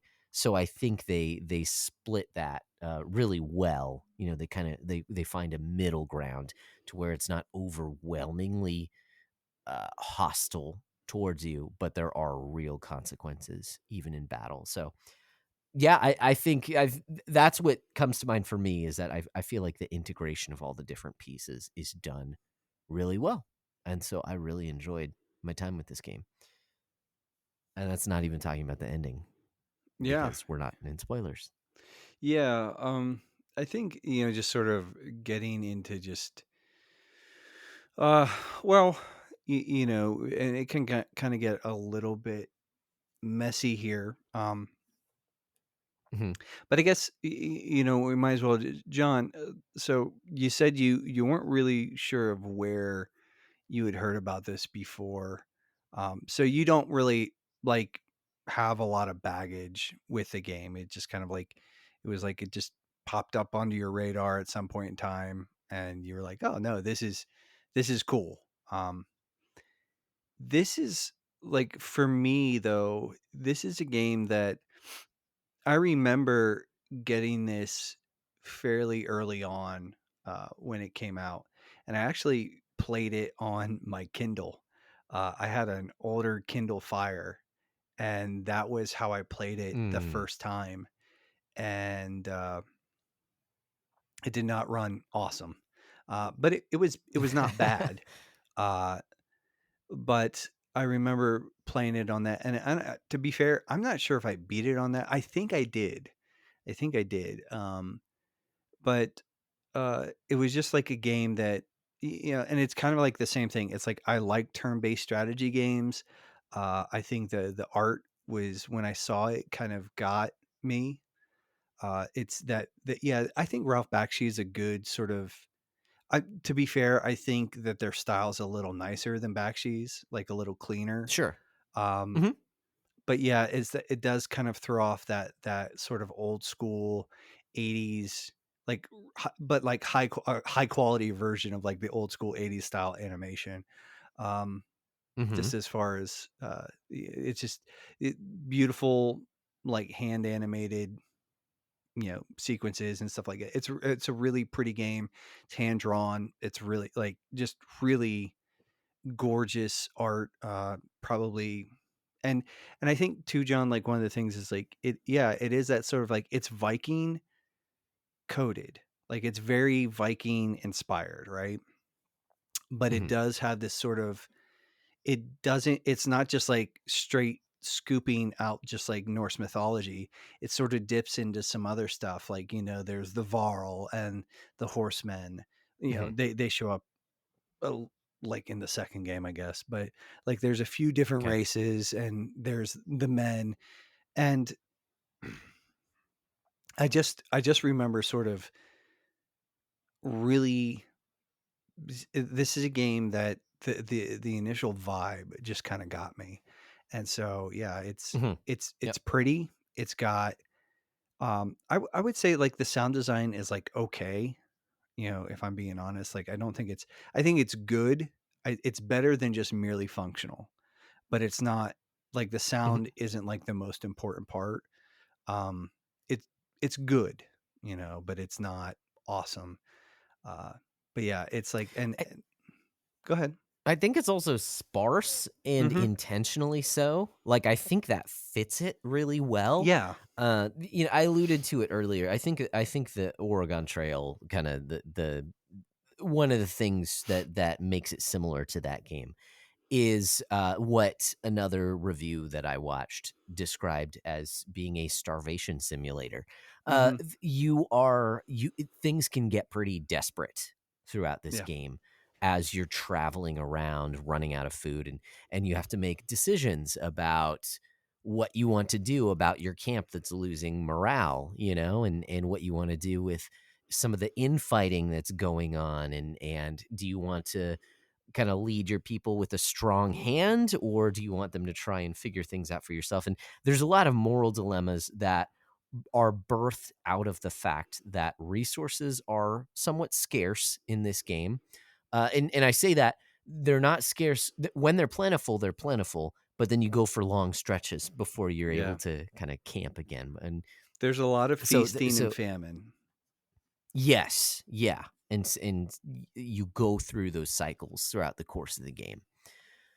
So I think the music actually does well that it's there in the battles, Mhm. and it's hardly there Well, while you're traveling. and even with just the general sort of sound design though too is like even in Mhm, combat, like it's mhm. not there's like a little bit of like background sort of like filler noise that they kind of throw in, but Yeah, it's just like it's the weapons.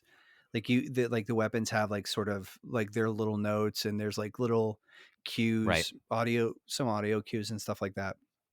But it's just yeah. I appreciate that, but it's like it isn't it's not it's like I said, it's good. It's better than just merely functional. Like it's good, Mhm. but I don't think it's great. Um Yeah, and I think that's just more yeah. of like a budget thing too. It's like this is a Right, right. smaller sort of like this is a bit of an indie darling. Stoic, Mhm. the development studio behind this. This was their first. I think this is one of their first projects, and 'Kay. so I think this is more just like a proof of concept kind of thing. And I think they made the right call too in sort of putting the emphasis on the visuals and the gameplay. Like, and again, the sound Mhm. design is good, but it's not like and it doesn't need to be. That's the other thing. Like, it doesn't need to be like Right. awesome. Like, you don't need. There's like a couple like really, you like we were talking about. I was talking about Claire Obscure, Expedition 33, and how I've been listening to the soundtrack. I'm not going to go listen to the Banner Saga soundtrack. If it No, even yeah, yeah. exists, I agree. but Mhm. It does. it's good. Okay. That's kind of what I'm saying. It's like it's still good. It just they serve two different functions. Like it just like and part of it is I think yeah, it's some of it and it's where it sort of does work where it's like it doesn't need a lot of filler noise. It doesn't need a lot of background tracks. Um Mhm. so that's kind of all that I was thinking in that. But there is that through line of just like the difficulty and just like Josh you sort of alluded to or you were talking about but how like there's well you sort of like all the pieces sort of integrate really well like and they sort of blend really Mhm. seamlessly. And I think that I don't think difficulty is something that is necessarily always a part of a conversation about game. Like, and full disclosure, I had to turn it down to like easy right at the end because I just was like, Mhm. this game was beating me up emotionally, Hmm. where I was like, it kind of like, it kind of just like bullied me into a corner. And I was like, I can't, I just can't. And it is that sort of aspect of the starvation simulator that you talked about. I think that's actually a really great Mhm. sort of tag to describe some of what like that's what Oregon Trail is, right? Mhm. And that borrows it, but it's also a disaster management sim where Yeah, yeah. and so sort of without getting into spoilers, the sort of the 10,000 foot view on this game, and I'll let you guys correct me or but to me is like the story. The story is interesting, but like, and part of it is we can't go too far into the weeds on story just because it is kind of a choose your own event. Like every playthrough is going to sort of have different RNG events happen. You're going to make different Mm. decisions. And so you can talk about the themes and you can talk about some of the particulars, but like the broad view of the story though is you're basically placed in charge of like making two different decisions.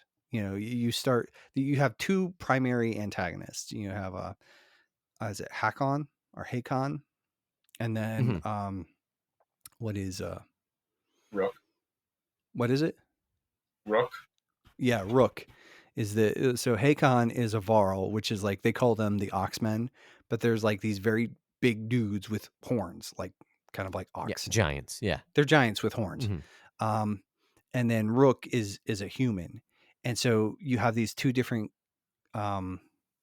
caravans that you're managing their storylines, and you're sort of playing through both of them not simultaneously, but you kind of like you stop and start with each one of them, and it's both of them are sort of it's all in this world where basically the end of the world is happening, and there's kind of just you're helping for Rook. It's more like he's helping survivors sort of like flee to to his country's like his kingdom's capital, right?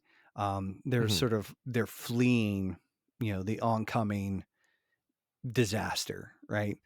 Whereas Right. with Hakon, they're sort of like they're doing their whole thing is like or Hakon, I don't know, Hakon, I think it's but Hack On. Yeah, I think it's Hakon. okay. But their whole like he's escorting a foreign dignitary through his lands or whatever, Mhm. and it's just like like even there's like two completely different kind of vibes. It's like um with Sure. the Varl caravan initially, like they're much better supplied, and so you don't necessarily run into the same logistical problems as you do with like Rook and his band of survivors as frequently. But like it is one of those things where like the difficulty in the combat, and Josh, you said like there's this thing where the combat is pretty tough, and there isn't permadeath, but there is this thing where it's like if your unit gets basically KO'd, or knocked out, you have to spend a certain amount of days recovering. And I think it's like 3, Yeah. at Or they're least, at a disadvantage or they're at a because disadvantage. you can use them after they're wounded like that, and it could take multiple days if they fall in battle, in order to recover. But you lose a certain amount of strength and armor Yeah, for basically to show their weakness. If they're worn out, if they need recovery, then they're not going to fight as well. They're not going to yeah, defend as well. Yeah, and but then if you rest, then that takes supplies for your yeah, whole caravan in order to rest, and so you're constantly kind of juggling. Is it best to just carry on and have a harder time in battle, or is it best to um, stop and use up some supplies, your very limited supplies, especially at different points in the game? Because there are Yep. there were days in this game where I ran out of supplies, and I'm just like, I don't know when the next time I'm going to be able to, yeah. find some more. And Because the resources that you use to purchase supplies are also used to power up, or at least basically gain levels, gain stats for your characters. And so that's another, how do you weigh that? Do you want to strengthen your characters one by one, or do you want to have enough supplies, for your entire caravan? So there's a lot that you're juggling. yeah, and it's kind of just very interesting the way that needle threads, and this game the entire time I played it, and like I said at towards the very end of the game, and we can kind of like dip into spoilers here in a little in a couple minutes here, but like Mhm.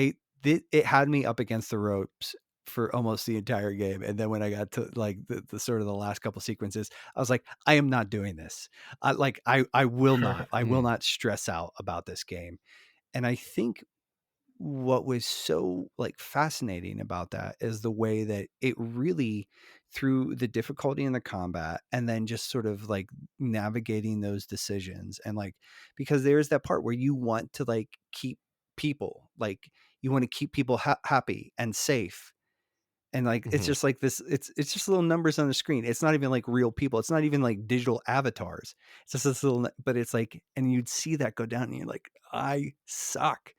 And what I just thought was Mhm. kind of really cool was like this reflects, I think, this is an interesting reflection on leadership, and how even when you make the best Yeah. possible decisions, it doesn't work out the way it doesn't always work out the way that you expect or need to, or there's unforeseen complications or whatever. And it is like, and it is so interesting as sort of almost an example of like, it's like, this is like, this whole existence is a war of attrition, and it's death by 1,000 cuts. And the game just sort of leans into that. Like everything is kind Mhm. of, it's not, XCOM is a little more oppressive. Like XCOM is like, I've got a 97% chance of like hitting this dude, and the game's like, I know this is how math works, but the game's Miss. like, no, you're not going to hit that. This is more of just like everything is just kind of like weighted against you just a little bit, just enough so that the pressure just kind of always just kind of leans in and just presses in a little bit. And and you never really feel comfortable. And I love that about the game. It was also Mhm. stressing me out. Mhm. Like, so I was just like, Mhm. I Mhm. was like, I am just not in a place where I can like this does not, but it was a good, like, this does not merit, or does, like, it's not that it doesn't deserve my time, but it's like, I can't do this right now. But like, Yeah. and this is one of the few times where I would say, I think that like, difficulty actually makes a difference. Like you and I had a little bit of a conversation off mic about just like difficulty in older games and stuff like this. And I'm kind of like of the camp where it's like, it doesn't, like, you can hand wave a lot of like difficulty in games away where it doesn't have like meaningful impact. This is something where it's like my experience between normal and then like turning it on to the, like, dropping it down to like easier, like, it almost immediately, like, it goes from being sort of like a starvation simulator to a power fantasy almost immediately. Okay. Like, Okay. and Yeah. not quite a Mhm. Yep. power Definitely. fantasy, but it gets like a lot. It's still like, it has some stakes, but it's like, it just like all that pressure on normal, like they're just like, okay, like, hey. Hmm.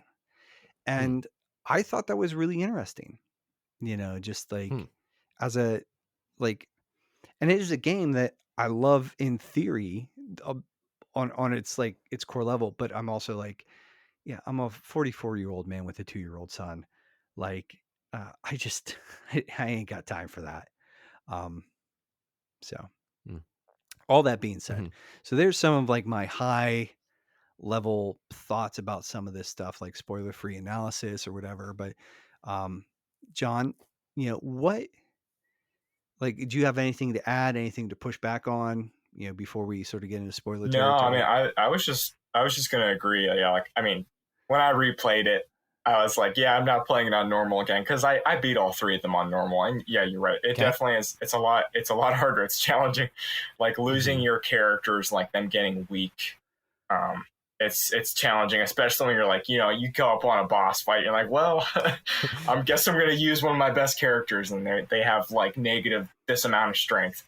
But Right. on easy, it doesn't really matter. I mean, I still lost Mm. supplies and people died, but like Sure. my characters were always full strength, full armor. It didn't Yeah. matter.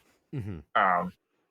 And I was like, I'm just doing this because I wanted to replay it because I knew we were going to do a podcast on it. So I was like, yeah, I'm just going to do easy. Yeah. But it does Yeah. totally change the feel, because yeah, it's a, you don't have any more Yeah. of the pressure of juggling like your combatants, like your fighters, and like their Oh yeah, well-being. no, absolutely. You can always use exactly who you want on easy. Like it does Mhm. not matter. But yeah, like when you play normal, or I've never played hard, so I can't even imagine what hard is like. But yeah, normal, it's like, yeah, Pain. that was my first It's just playthrough. pain. That's funny you mentioned you played on the Kindle. I played my first time playing. I played it on my tablet. But yeah, I Okay. just remember constantly having to cycle people through because Mhm. I was always losing people.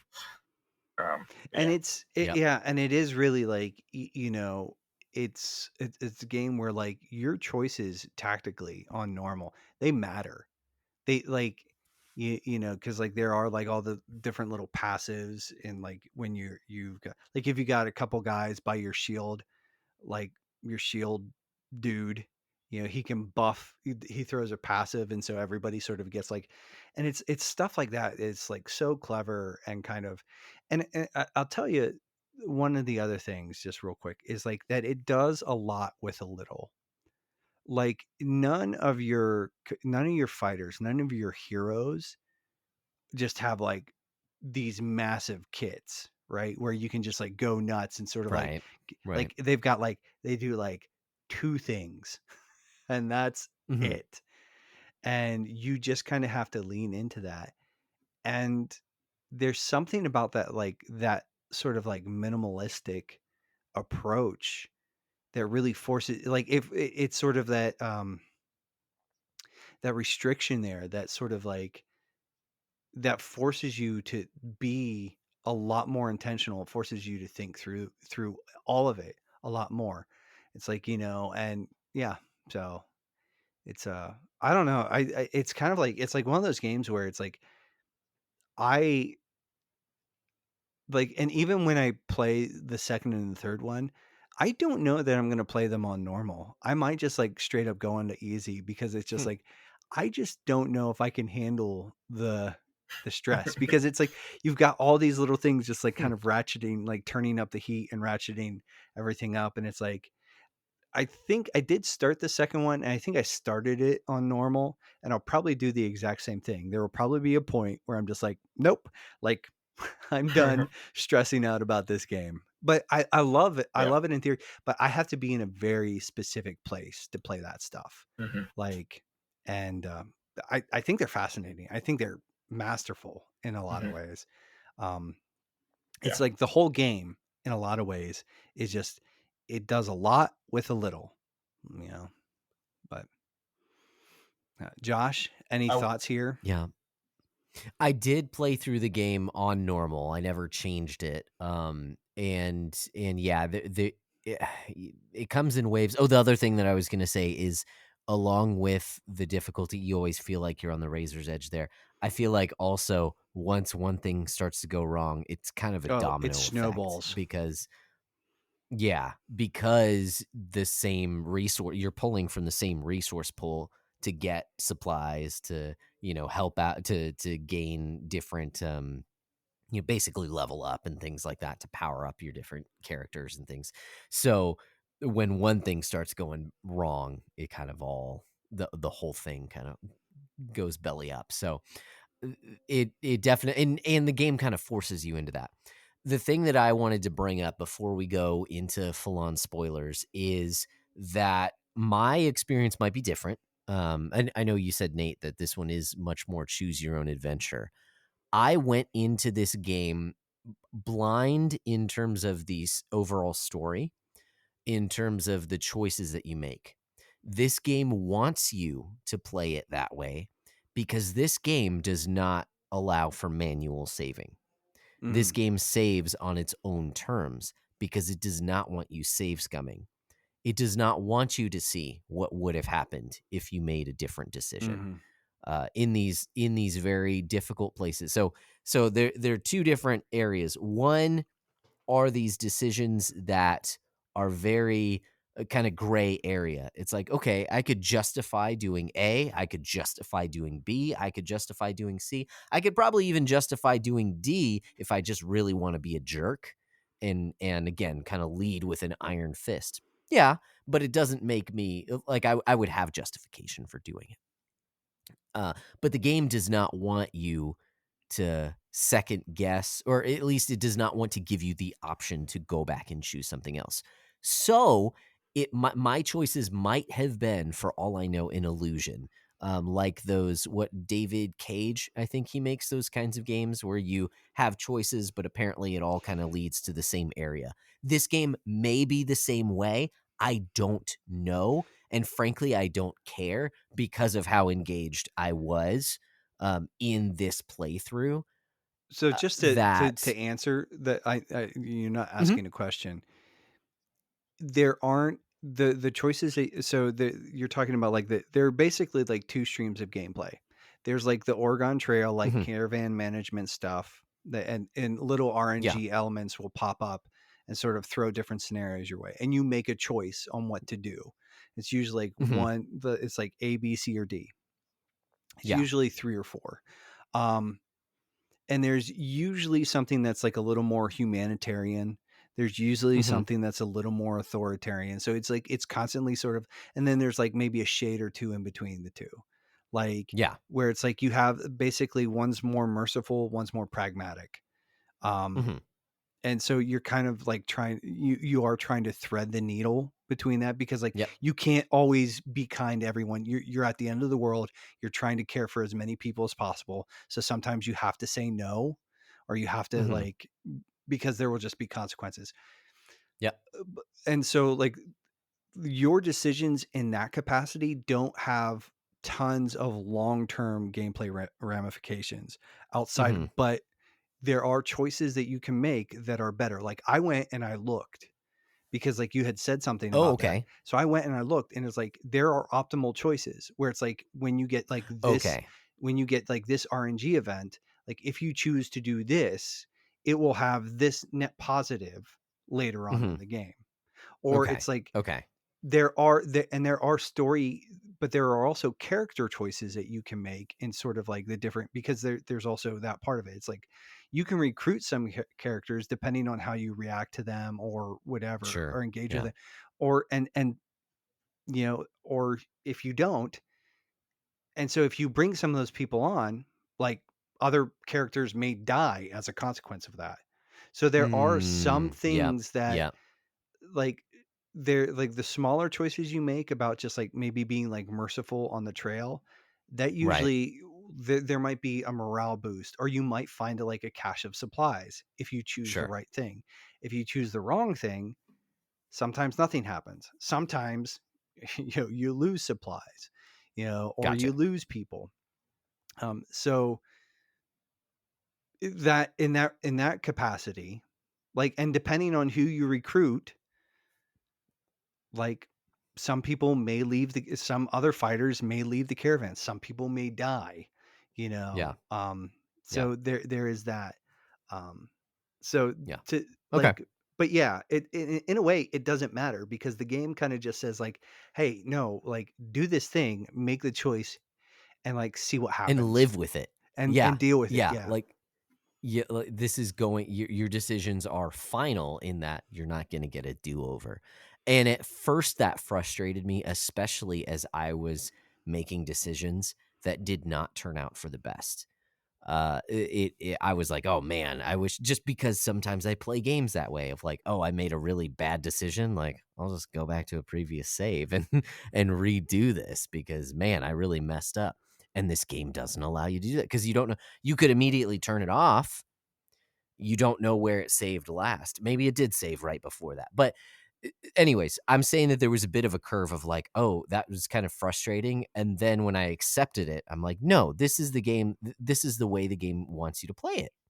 In that, like, tell your story, make your choices.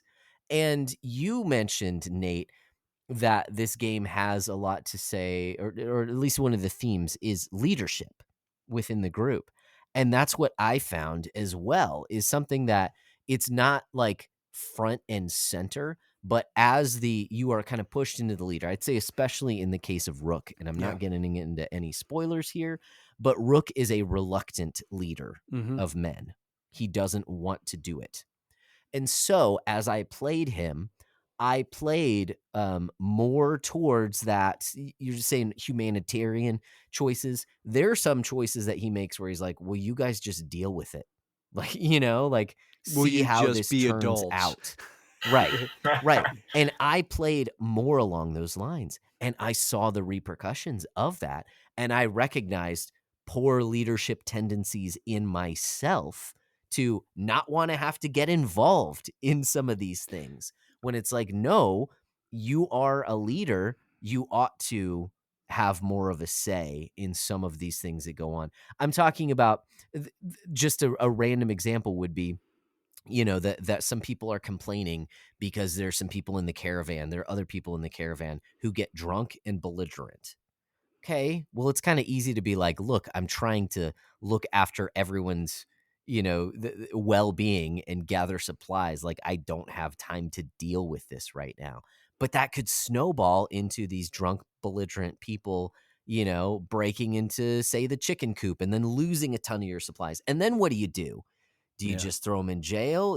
People want justice. Do you send them out of the camp so that they're no longer, and then show the rest of the team like, we're not going to allow this? Like, there are these questions that really made me kind of stop and think and recognize again how my personal tendency is just to be like, figure it out, guys. Like, I don't want to have to get involved when true leadership ought to speak into these things. Now, obviously, it doesn't give you every single option, but when you're under the gun, and especially the way that the story goes in some of the, Mhm. not, I was going to say darker places, but some of the more desperate times, it's like, man, things escalate. So if you let things slide, by the time that things are getting very desperate, the things that you've let slide, like, okay, are you just going to flip and like totally change your stance?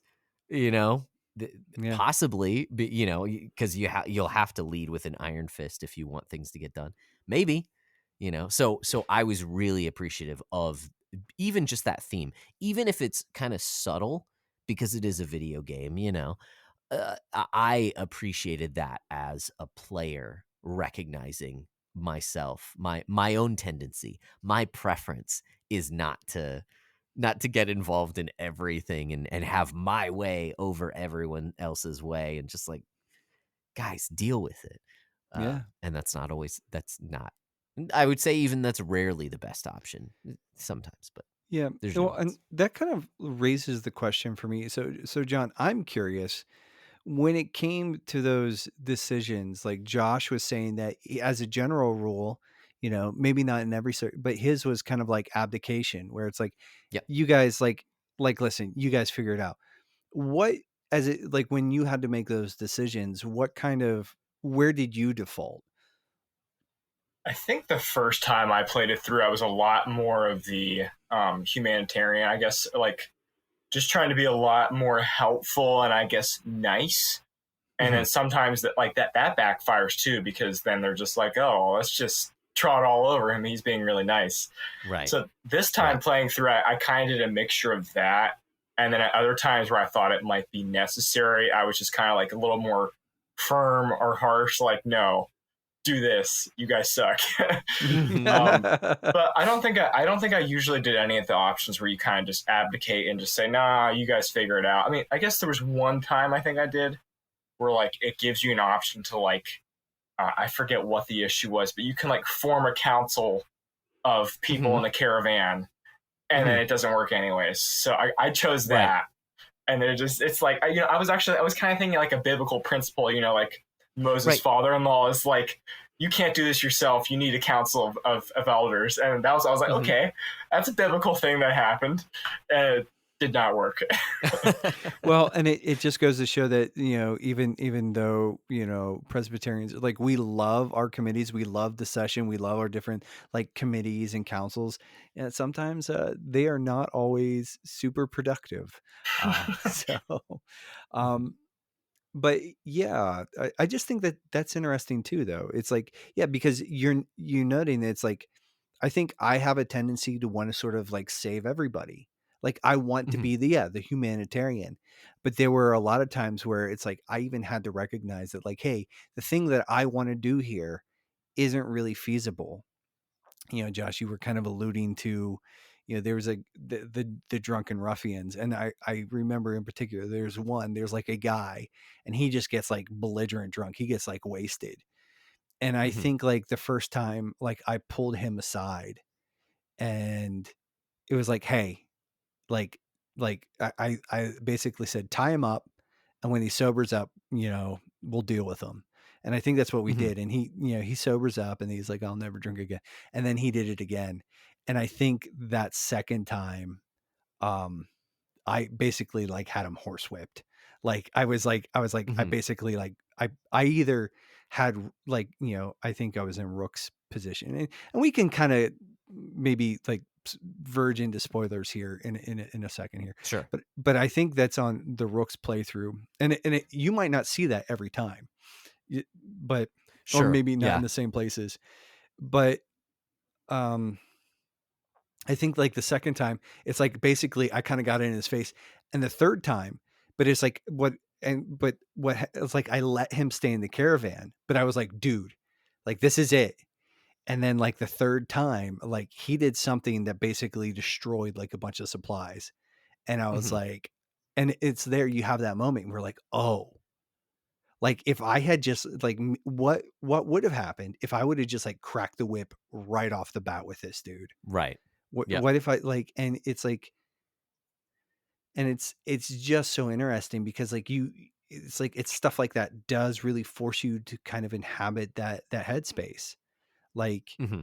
you, and yeah, it's like, you know, as Rook, you're, this is a very like, you guys are very like hand to mouth, and like just something Mhm.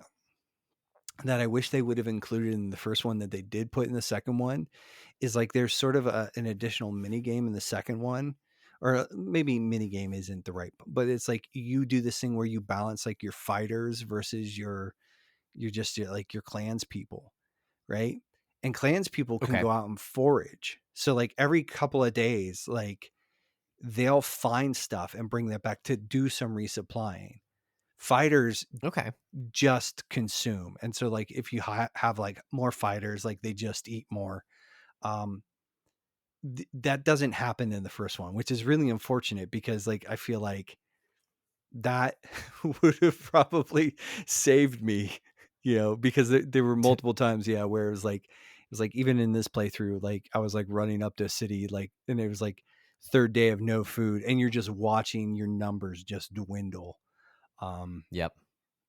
And in some ways, yeah, but so, but I think does just sort of like any more, I guess, are there any sort of last minute spoiler free thoughts that we kind of want to throw out there before we sort of, and again, I think with the story beat stuff, there isn't a ton that we can get into that's going to be like universal, but we can talk about Yeah. our choices and, you know, the different decisions. So John, you know, any last minute spoiler free sort of thoughts that you want to get out there, or Yeah, I mean, just two. I mean, first, those like the cutscenes where it's like it's not in game; it's just like animated cutscenes. Mhm. I've always thought those look so great, and I think like if they like made like some sort of like mini series or TV show out of that, it was like really really cool animation style. Mhm. And then second, Rook is my favorite character just because like he has Mm. melee, he has ranged, and then his special ability that like makes everybody around him attack. I just feel like he's probably one of the best characters you can have in the game. I don't know, Mhm. but outside of that, no, I don't have anything else.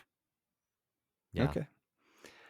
Well, and that will be interesting, especially when we get into spoiler territory. Mhm. Yeah. So Yeah. Yeah, the only thing I can think of to spoil is the very end of the game. So I don't imagine we'll spend too much time in spoilers. I agree. Rook, excuse me, not Rick. Rook was the strongest character for me by the end of the game, for sure. For all the reasons that you had just said. I think he started out a little weaker, and it's like, yeah, he's got range, but it's not that strong. But by the end of the game, yeah, he could oh, dude, by the end of the be game, beastly. even before I went into easy mode, it was like he would single handedly just like clear about, like he would clear out 2 or 3 dudes on his own most of the time. Um, Mhm. he was just he just became a monster. It was, and so if he, and that was like, well, and even that, because like like if you're over relying on a character in combat, Mhm. so like if Rook's not in the equation, like all of a sudden that fight is a struggle. Yeah, Um, yeah. You're gonna have a so much yeah, harder that's, time. yeah. Um, okay. All right. Did you have any other thoughts, Nate? Uh, no, I just, Okay. I pretty much got everything. Like I would just echo too. It's like, yeah, the, even like with the animation stuff, it's like, it's really pretty, and it's a lot Mm. with a little, Mm. you know, it's like, Yeah. you know, you can tell like they weren't working with like millions and millions of dollars, but like they, they put the resources in the right places, and I think it paid off, you Yeah. know. Yeah. Mhm. I Yeah. I agree. You can tell it's an indie game, like it's a lower budget game, Mhm. because there are few animations, but the animations that are there look good. Yeah. It might not be the best, the most crisp and clear quality, like in game while you're playing. Like I'm talking about like the attacks and things like that. Like the character Mhm. models might be low res, but man, yeah, when the models that are talking with each other look great, and there's only a little bit of animation. So you talk about a TV series, I feel like that would exponentially make it more difficult, if that makes sense, just because there's so little animation in the game. But if you had, unlimited budget, yeah, that would be fantastic, because it really, yeah, I love the art for this game, and it just fits the theme so well. So yeah, totally agree. Okay, so this is your official warning, because now we're getting into some spoilers.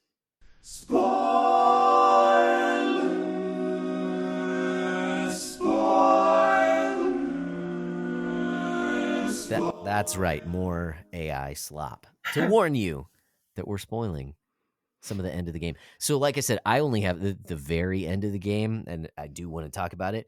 Did you have any other spoilers in mind, Nate, you wanted to cover? It sounded like you had some. Not necessary. There are a couple Okay. critical decisions. Okay. So there's a character that is notoriously hard to keep alive. Okay. Egil, Egil from Rook's side. There are like 3 or 4 spots, and I actually this time because I used a guide for some of it, and I was like, but one of the things I was like just looking at something. And they're like, hey, don't recruit. There's like 2 or 3 guys that you can't recruit because he'll get into a fight with them to protect Alette, and he'll die. Okay. Don't put him in this fight without putting Rook in this fight, because if you do that, he'll die. And it's like, Okay. I just thought that like even that was pretty interesting. That it's just like all the like something like that, where it's like, and he's a really good character, because he's like one of those ones that like you put him in there and he's got a super high armor rating, but then he also throws out like anybody who's flanking him gets in a passive like armor buff, kind of like where it's like they get like an extra invisible like point or two to their armor, so that even when they get hit hard, like it naturally it takes less off their armor. Like he throws out an extra buff. I think they call it like Iron Wall or whatever. And I thought like, and he's a really good character, like for like, because you just like you don't even need him to kill anybody. You just need him there to like passively buff everybody else. Okay. But so like I did think that that was pretty interesting, that they're like, it's like this dude, and it kind of makes sense because he's a defender, and it's like he's not anyways, but like it was that. There's also like a few decisions just it's basically when you get to well, I have 2, I guess, that I kind of want to think about, like because there's 2 towards the end. But John, were there any decisions, like critical decisions, that you could think of that probably need to be covered? There is, I can think of 2 outside of, I knew about, I don't know if it's Eagle or Eagle. I always thought it was Eagle. Yeah. But I remember the one, like when you go, I think it's, I forget that first city's name, but yeah, like not trusting that one guy because he kills him. Because I did that the first time I played the game and he died, and I was like, well, that sucks. Yeah, and the guy the guy that you get is kind of a scumbag anyways. Like he's a good fighter, but he kind of sucks. Yeah.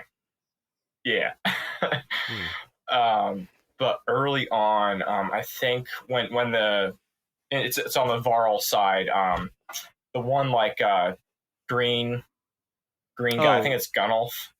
If you try to save the cart that has like all the loot on it, if you try to save it at all or knock the dredge off, he dies. It's like you have to let it go, otherwise he dies.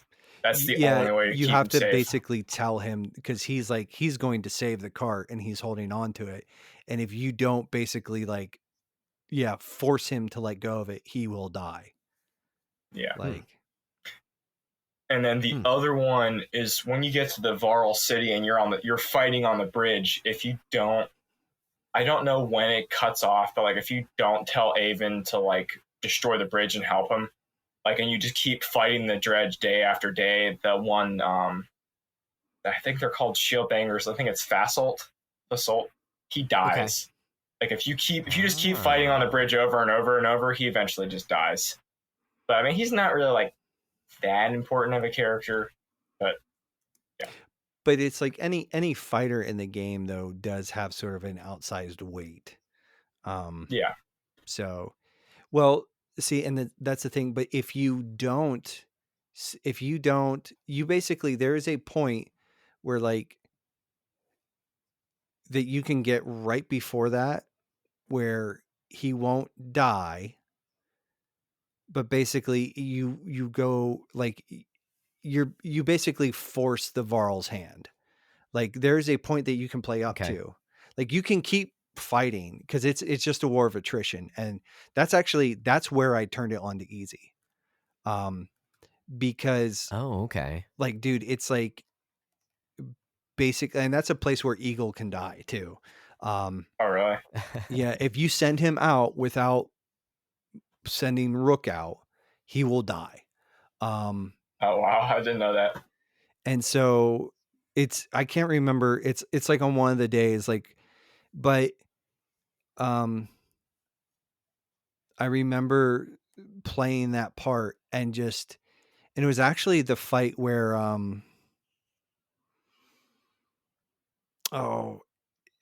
it was like the third day of battle, and like I had played on normal up to that, but it's like 5 days of this or whatever, and you have to get through all 5 or what, you have to get to a certain point where basically, because there's like a Varl king or whatever, I forget what they call him, but like he refuses to see the bridge, but basically you get to a point where it's like you go in there and it's like, listen, there are no other options. Like the bridge has to come down. And then he basically says like, get out of the city. He's like, fine, but you guys, like, you're going. And so you kind of do like this desperate charge anyways. But yeah, that was where I actually turned it on easy, because I was just like, I was so up against it. Like, because combat is so fickle, and it's like, so it's like, I'm doing really well up until like, some stone slinger, dredge stone slinger, and the dredge guys are like these sort of like rock people or whatever. I don't know. They're sort of, they're a historic foe of the Varl and the humans, right? But they're sort of, for the first time in years, they're out in force and they're part of the apocalypse, but they're not even like the apocalypse. It's like it actually becomes pretty clear in the first game that they're running from something too. And then you see the giant, there's like a giant snake that is not Jormungandr, but is very much Jormungandr. So I thought of another decision that's it plays a very, very important role in the third game. I don't know if you want me to tell you what decision it is, but like it has an impact on the third game. Yeah, the baby. Okay, yeah. So you find a baby dredge, and there's a decision whether you will show mercy or not, and that actually does. I do, like, I did get that spoiled for me. Like my inclination was to show mercy. So like in my playthrough, I saved the baby and I took the baby with us. But like, I know that I lost people. Like I had clansmen leave because they're like, we're going to kill this thing. And I was like, no, you're not. So yeah, but it's like, there's like a handful of like bigger decisions that do have like longer standing impact, I guess is how I would say it. But the big one is the ending. And yeah. Right. Yeah. So I think And I can't remember what ending I chose the first time, but I'm going to tell you what ending I chose this time. So at the end, Rook has a daughter, Alette, and she's got actually a really good ability. She shoots in a straight line, and anything in that straight line, she will deal, because there's basically you have two resources, strength and armor. And armor protects you from, it protects your strength, but your strength is not only just your health, it's also how much damage you do. So if you're down to like Right. one strength, you're not doing much damage. But she has an attack, and it attacks both. So it does like 1 or 2 damage to each one of them, depending on level, etc., whatever. It's a really good ability. But when you get to the end of the game, there's this, what is that dredge? What do they Bellower. call it? What is it? You talking about the Bellower?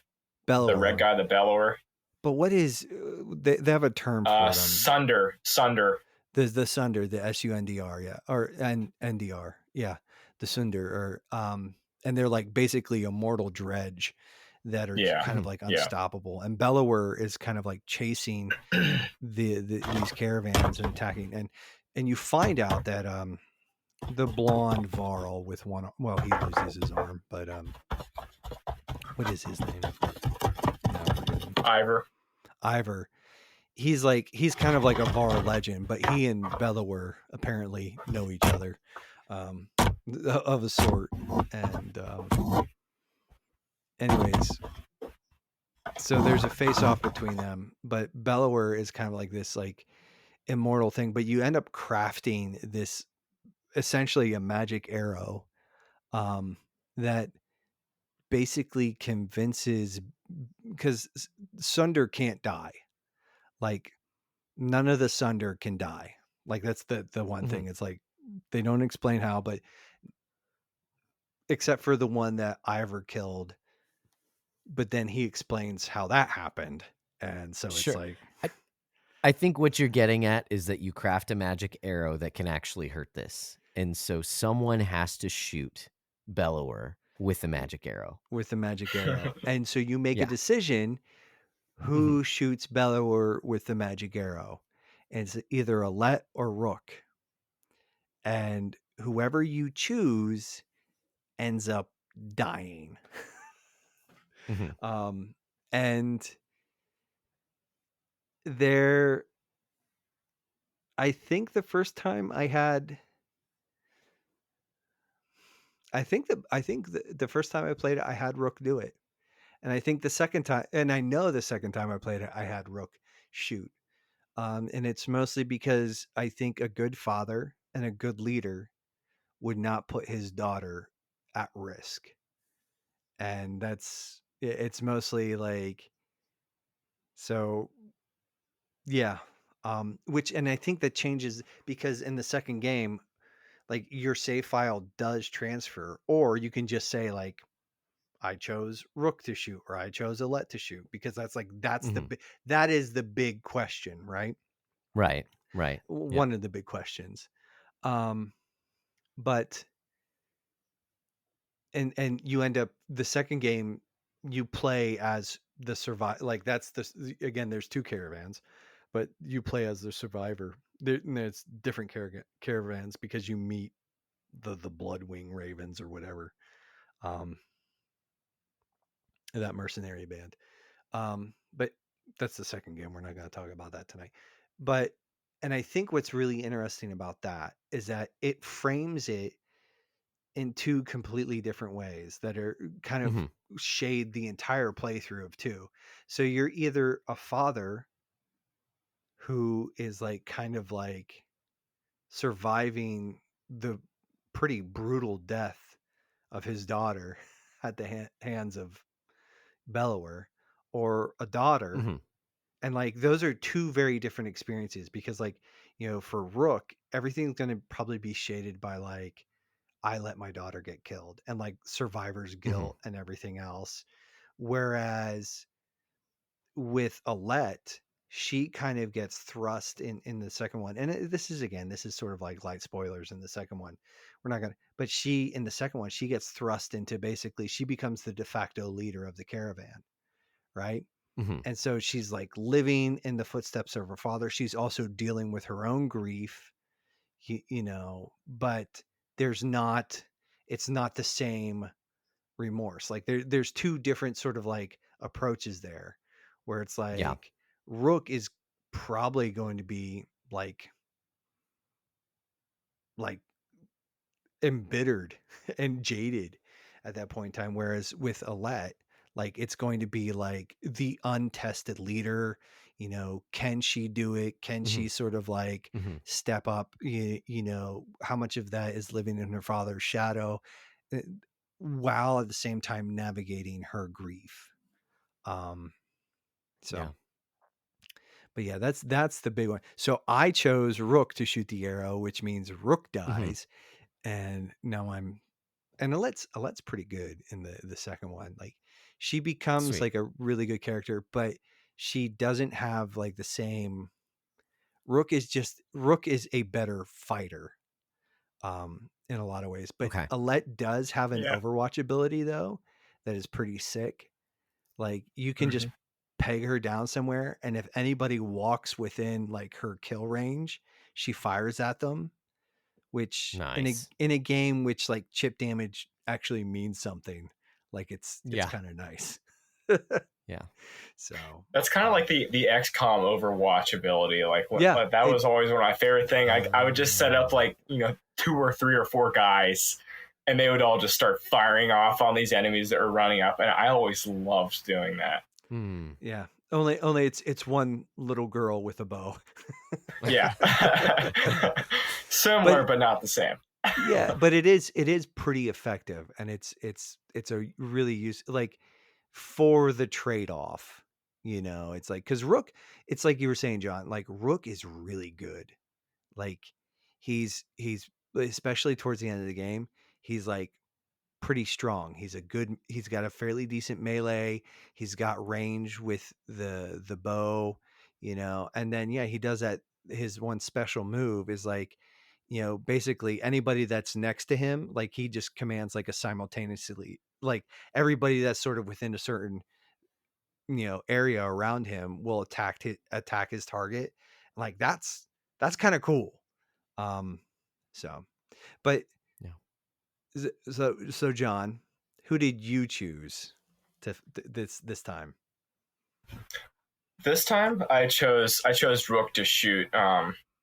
But when I did like my actual full playthrough of all 3 games, I chose Alette to shoot because I wanted to keep Rook, because he was a better character, because I wanted to see what it'd be like to do it with him.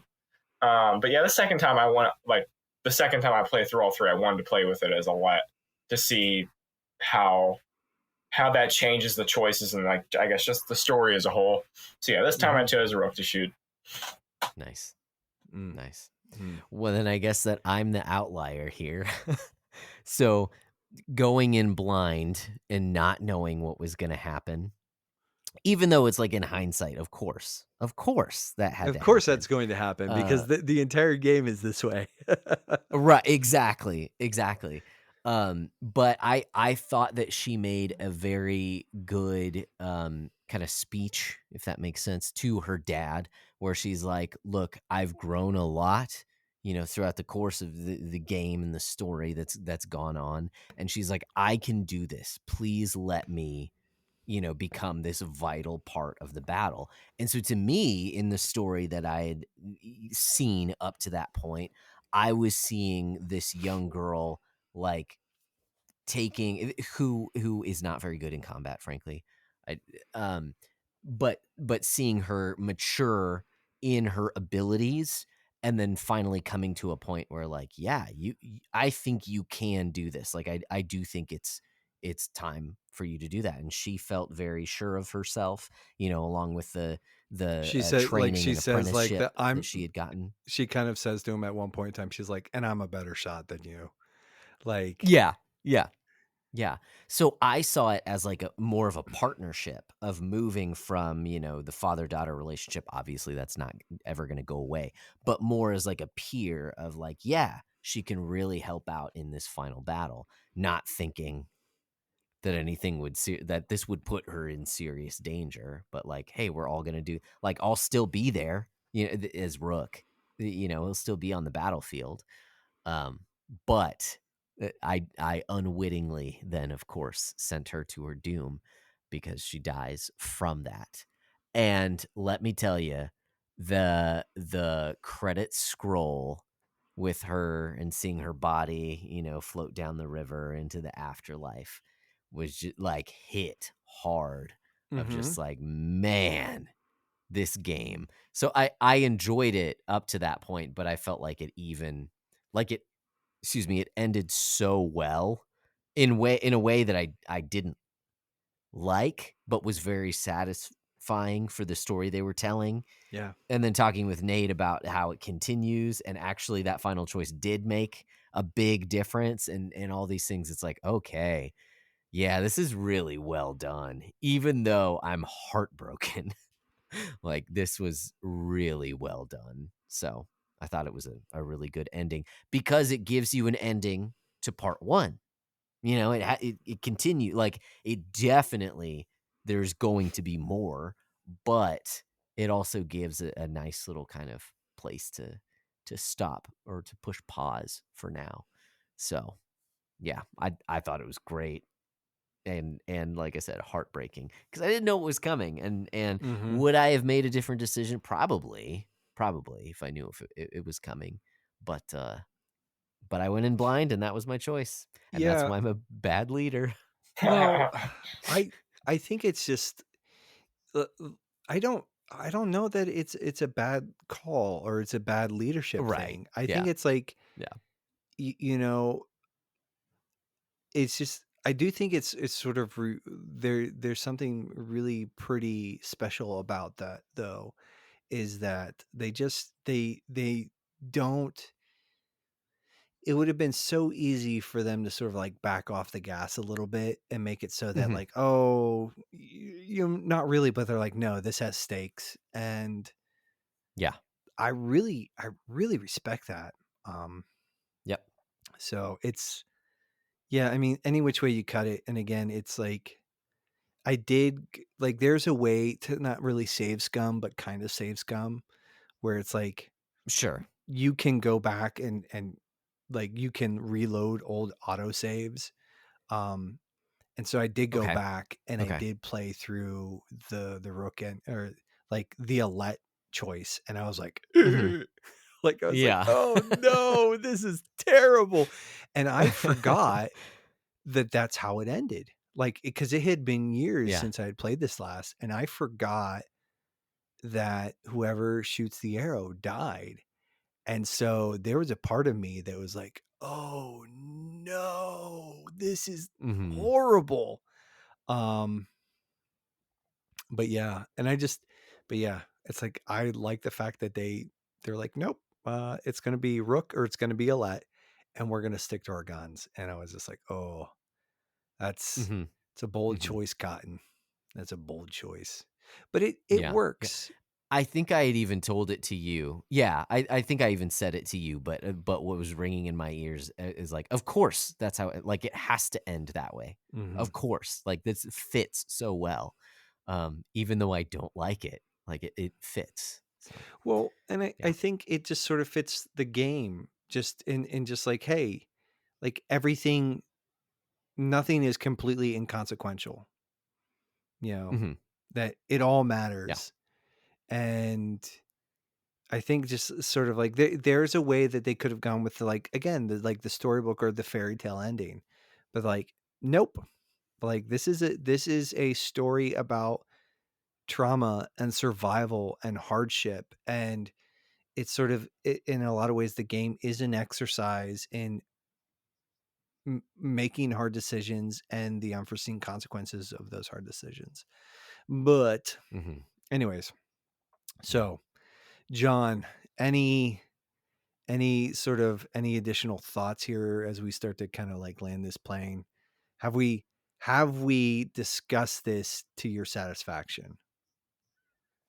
Oh yeah, no, definitely. I mean, I would just say, I mean, it's definitely worth playing the next two, just for the continuation of the story and just how they all connect together.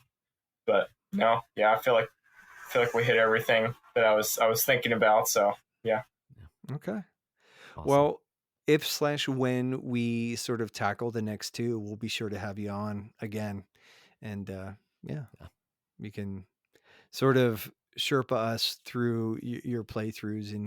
And I think like too, like the thing that's nice about this is that I don't think there's too many major changes in the second and the third one. So it's like a lot of the context Okay. and the spoiler free analysis, like we'll be able to like probably dip a lot more quickly into the meat of the story and sort of wrestling with some of those choices.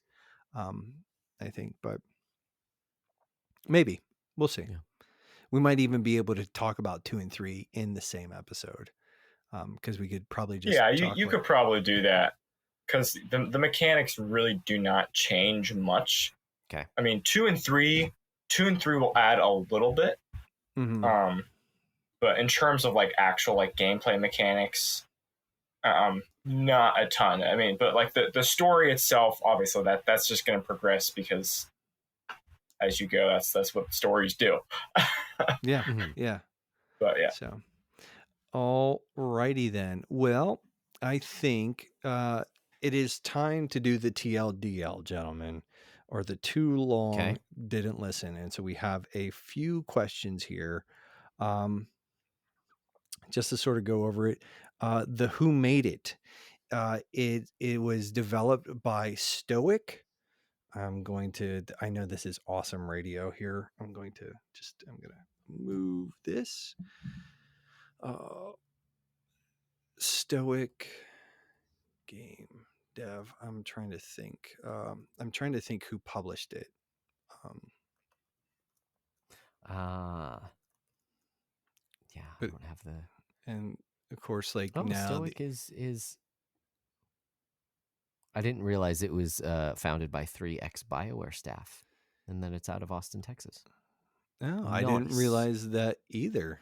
But yeah, it was Stoic, Arnie Jorgensen, Alex Thomas, and John Watson. It was published Publisher was originally. Versus Evil. What's that?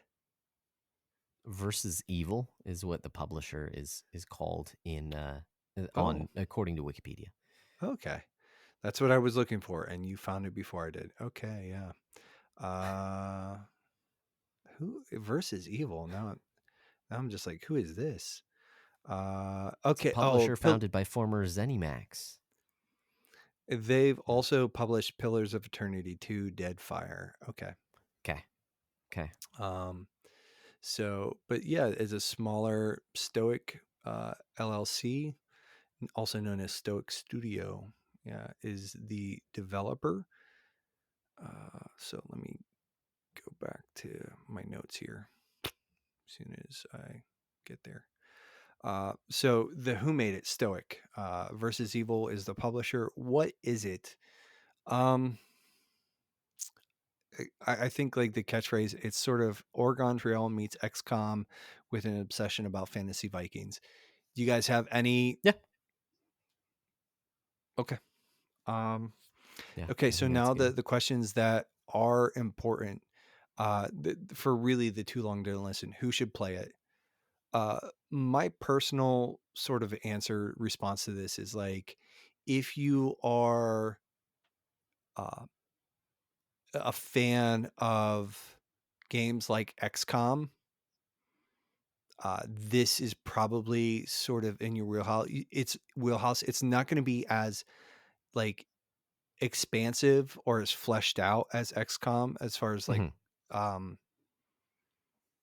gameplay or anything like that. But it is that tactical turn-based combat is very much at the sort of center of things. And again, like, but I think this is going to be much more of a niche audience kind of thing. Anything else? Like, who do you think should play it, John? Is this a game for everyone? I don't think. I personally don't think it is, but I would say, yeah. I mean, unless you enjoy turn-based games, probably not. I mean, I guess you could still find enjoyment in the other aspects of the game itself, but probably would be helpful if you enjoy both the aspects of, like the Oregon Trail kind of stuff and turn-based, and also the ability to have all the multiple choices. yeah. To a certain extent, I do think that goes hand in hand with a lot of people who enjoy RPGs in general. Mhm. So I'd say if you enjoy tactical RPGs, then I think you can play this game up to a certain point. I wouldn't give this to my 8-year-old, my 10-year-old, something like that. Like, teenager, I'd say, can probably handle it because it's violent. But outside of that, Yeah, this is definitely kind of yeah, like teen-ish. Probably. no, Yeah. It's definitely not super kid friendly. I just think from right. like just even mechanically, like what the game Mhm. sort of is asking of you, and thematically. Anything that people should what should people keep in mind when they're playing it? Um I think the like going back to this is a disaster management simulation kind of thing. It is a starvation simulator. Like it very like the design choices very intentionally sort of ratchet the tension up and up and up and up, and that mileage may vary with that. That would be sort of like the one thing, like, hey, keep in mind, that this is kind of what's going on.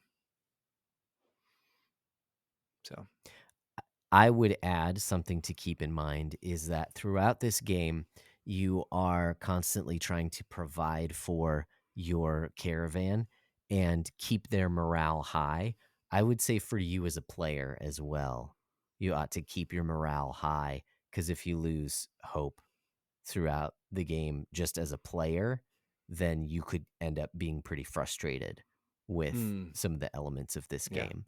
So try and do the best you can, and when you fail, get back up and keep going. Yeah. John? The thing I would add would be very, very distrusting of any strangers you meet because Mm. 9 times out of 10 they're gonna rob you or kill Mm. your people or whatever. But like that's just like that's one big thing. Yeah, No, that is it's like it's a different world. yeah, it's a completely yeah, moving on here. Why does it matter?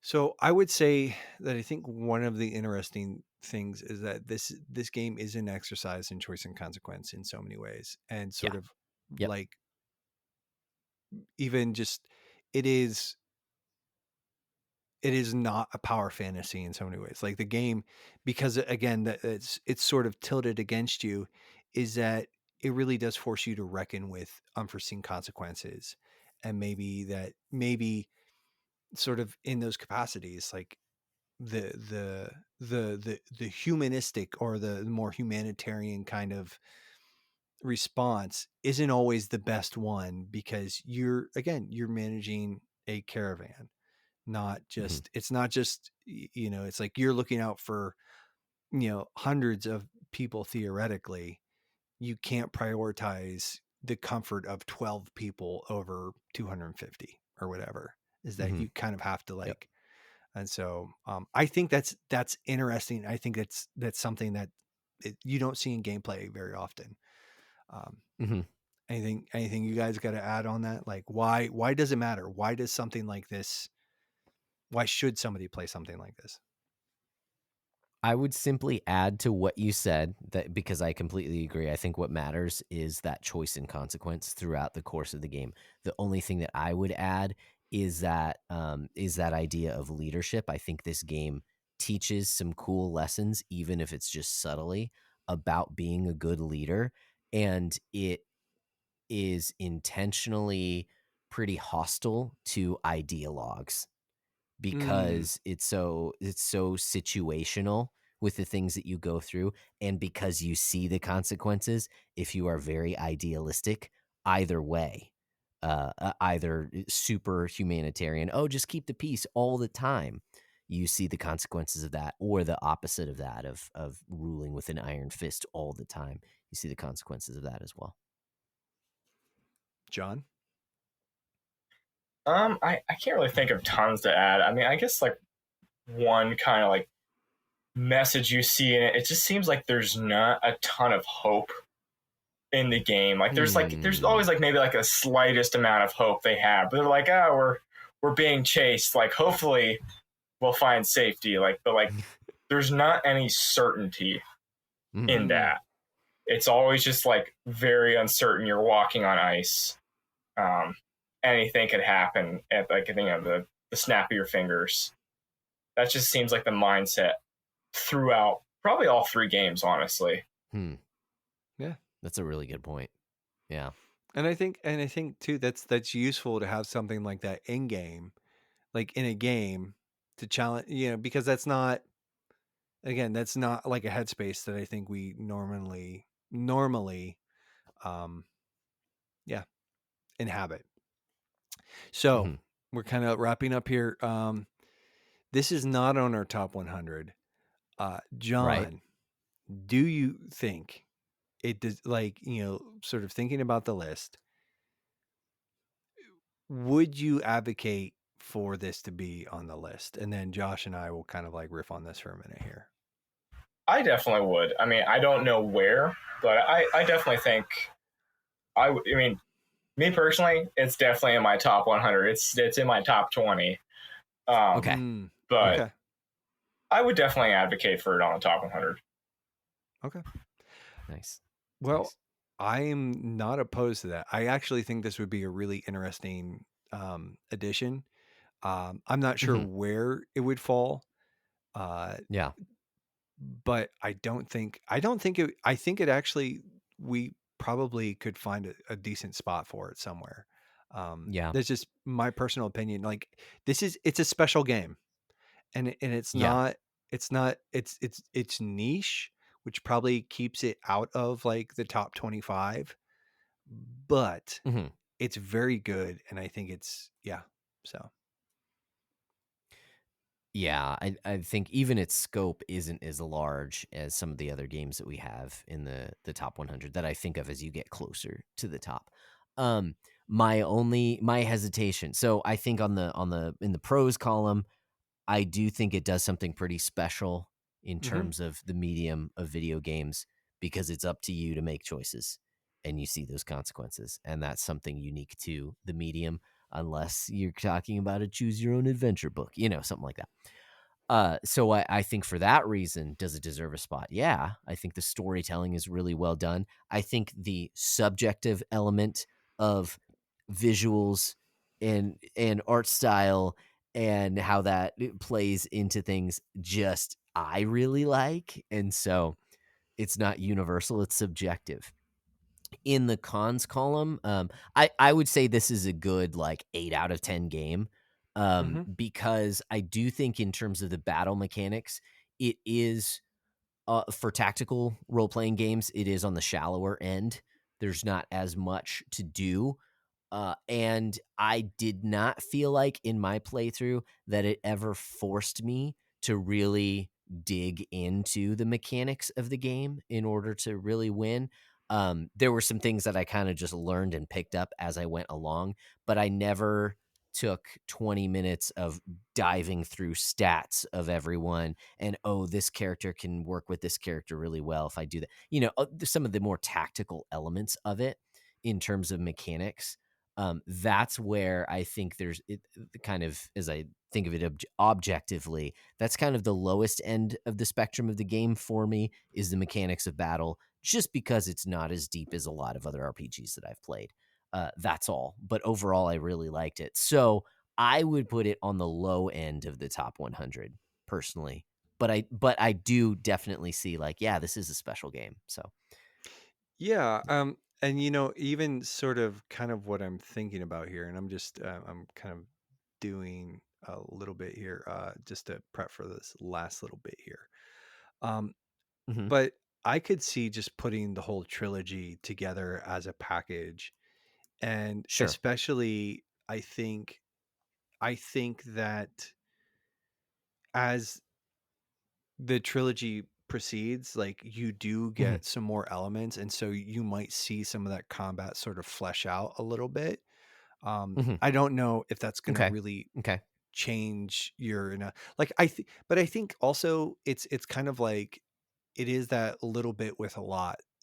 Um, one of the things I like, it's a lot with a little bit rather, and it's something that the Mhm. game I think excels at, is Mhm. that it does sort of like, and so it's like, and even in sort of like in terms of the game period, and again it's a video game, so there's an element of fantasy and escapism that you kind of would lean into, but it's like Mhm. these are, you know, maybe you can make an argument for like the Varl because they're sort of more seasoned fighters, but a lot of these people are just people, they're like, they're not professional soldiers for the most part. They're sort of Sure. forced into this. But yeah, yeah, it's that is an interesting pushback. But yeah, I definitely think there's a place for it. So at Mhm. some point in time here, we'll have to sit down and maybe hammer some of that out. Yeah. Yeah. Cool. So, Awesome. Well, yeah, well, John, thank you so much for suggesting this game. yeah, What's up? dude, I was just gonna say, and for anybody who's actually interested in it, it is available on Windows, on That's right. Linux, iOS, Android, PlayStation, Xbox, and Nintendo Switch. So it's pretty much Mhm. available anywhere and everywhere that you can play any sorts of games. Probably But even the Ouya. You guys talked about tablets, so yeah, I mean, anything. maybe, but yeah, Don't you John, have thanks phones? for putting this back on, like back on my radar, dude. Like Mhm. the light is sort of, and even enjoy. It's like I enjoyed my time with it, but it is kind of like the way that like it's not quite like depressing like Schindler's List, but it's like there's a Mhm. weightiness and a heaviness to this. So I was glad to go back to it. I had a good time playing the game, even though like Yeah. there were a couple points where I was like, oh, I don't like the way this makes me feel. So, Mhm. yeah. But that Yeah. being said, yeah. So thanks for hopping Yep. on with us and hanging out. Yeah. And Thanks for having me. yeah, dude, it Yeah. was, and when we tackle 2 and 3, we will definitely sort of rope you in on that. Yeah. But is there anything that, any parting shot that you wanted to fire off before we sort of started to really just land the plane here? Nope. I got nothing. Okay, All right. good, Awesome. Well, good. we trudged along through part 1 of the podcast where we talked about previous media. Part 2, I think we've gotten down pretty well, the game itself, the Banner Saga. And so before we sign off, we do have part 3 of the podcast, which is just our final forms that we have to hit as we head out. The first of which is just a community shout out. And I would like to shout out Bergen for winning, for being the biggest loser in active April. Well done, sir. I'm happy to have participated, and you did awesome. So good job. Contact us, and we will get you your, according to Porcho, your Arby's gift card. Your If that's Arby's, what you yeah, want. your Arby's gift card, um, so you can put on Because you all got the that weight meats. that you lost. Um, I think my shout out here is going to go to, it's going to go to John, and it's going to go to all our patrons. You guys, one, John, it's been a pleasure to have like to call you friend. It is a Mhm. pleasure to call you friend. It has not been. It is currently a pleasure. It's Although ending some now. of your behavior tonight may force me to reevaluate that It's relationship. unacceptable. Some of it is unacceptable. How dare you, sir?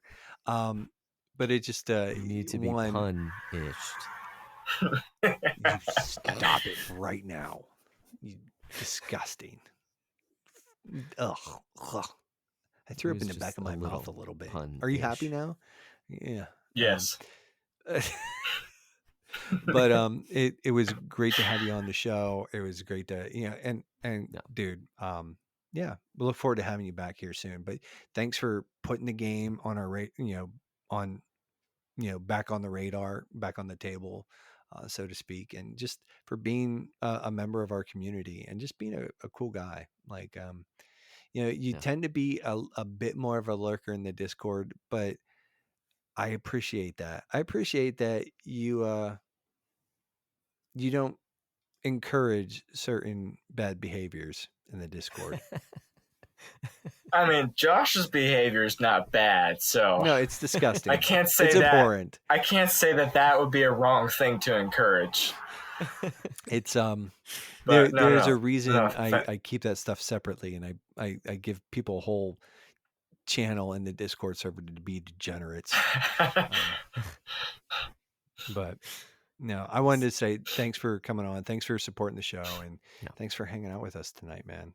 Shout out to John. Yeah, happy to. Yeah, thank you. So, do you have any shout outs? I'm really glad you guys both enjoyed it. I cannot remember who suggested it. I think it may have been Parker. It was in terms of memorizing scripture. I forget who it was that recommended writing down the verse every day. But was it Parker that said that? It could have been. He says some smart things sometimes, most of the time. I forget. Whoever it was, I think it was probably several episodes ago. I found that to be incredibly helpful for memorizing scripture versus trying to do it in my head. I mean, I still do it in my head after like writing it all down, but that's been really helpful. Yeah, that really locks it in. Yeah, that is a good call. So, but awesome. All right. So, awesome. Well, what else we got on the agenda here, Joshua? Well, we just wanted to say it again that we appreciate you being here, John. It looks like someone else is here too. Here comes a new challenger. That's right, a new challenger. We have just our challenges, every second episode. No, first episode of the month. That's right. I don't know. Every 2 episodes, we like to every other challenge each episode. Yeah, it just works better that way. Yes. There we go. And so I'll just go first. The challenge that I had for the previous month was to lose 5 pounds in April. That was through this active April that we've been doing. And I did actually accomplish my goal. It's been a little rocky this past week just with my sister in town. But I did at least last week did hit that goal. So I'd like to continue instead of just the same goal next month. I am going to say I'd like to lose 10 pounds, an additional 10 pounds by summer. So got a few months to work that out. And I'll just report back on that as it goes. But I'd like to continue. I think I've kind of hit a good stride. Thank you, everyone participating in Active April to come alongside and just give me some motivation for this. But I'd like to continue it till I hit kind of a goal weight there in 10 pounds by the summer. So that's what I've got. Nate, what challenges you got? So as an update, I did not really lose any weight. I didn't put on that much, but having the broken hand and just Easter, there was a lot of pity eating, like just feeling bad for myself, and there was an abundance of candy. So delicious. I kind of I put on a little bit, but not. It wasn't like it's mostly like net neutral. Like I might have picked up a pound or two. So I didn't really lose anything. I definitely I do want to just. I think just it's not even about losing weight for me. It's like I do need to lose a little bit. Like I probably need to lose like 15, 20 pounds, which is more than a little bit, I guess.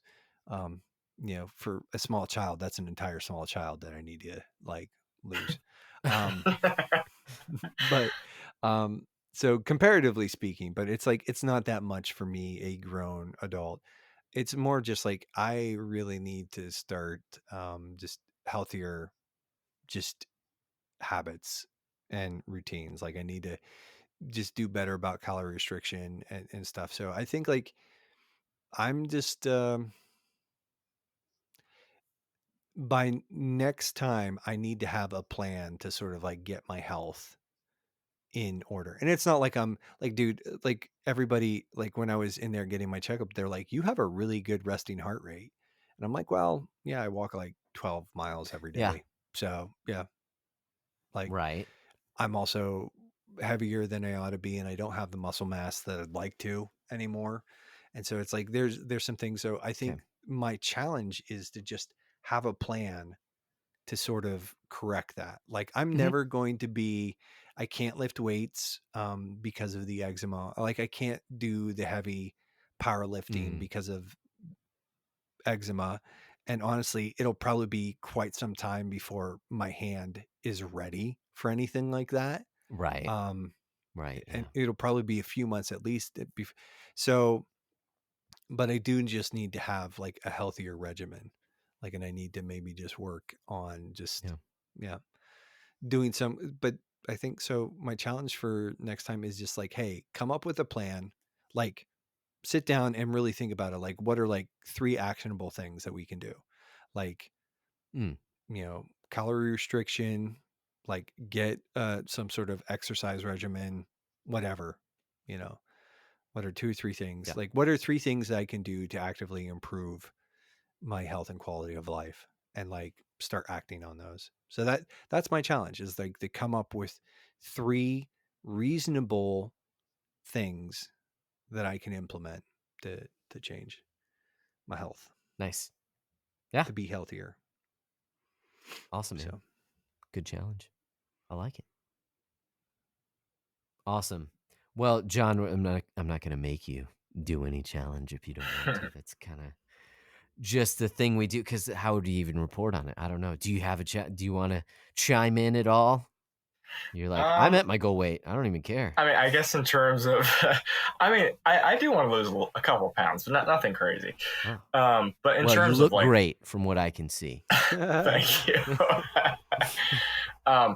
In terms of scripture memorization, I've been trying to memorize, I think probably like John 1 verses 1 through 18. I'm like kind of at the halfway mark. So I guess there's that. And then awesome.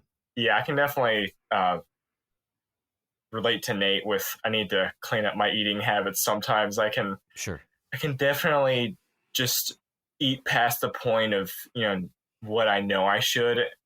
And like, just because I can. And it's like, I think I need to really clean that up. Yeah. Yeah. That makes sense. Nice. So. Yeah. There's times to celebrate, but yeah, I know, at least for me, like when it becomes a regular thing, a pretty regular thing of overeating, it's like, yeah, I need to stop doing that. Yeah. And it's easy to kind of slip into that. So awesome. Well, I love the scripture memorization goal too.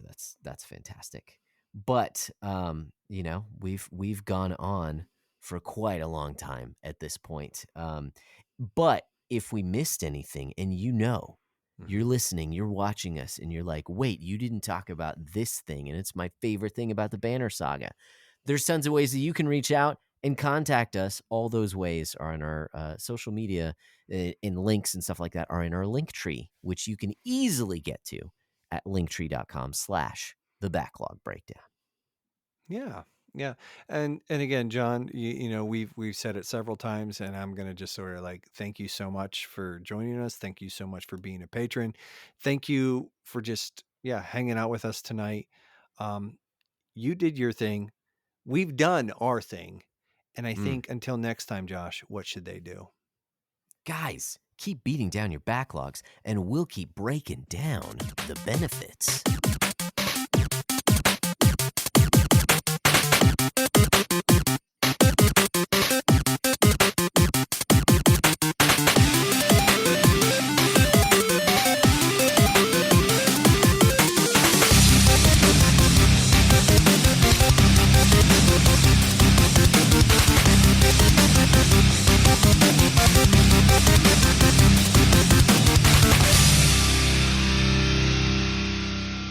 What a dork.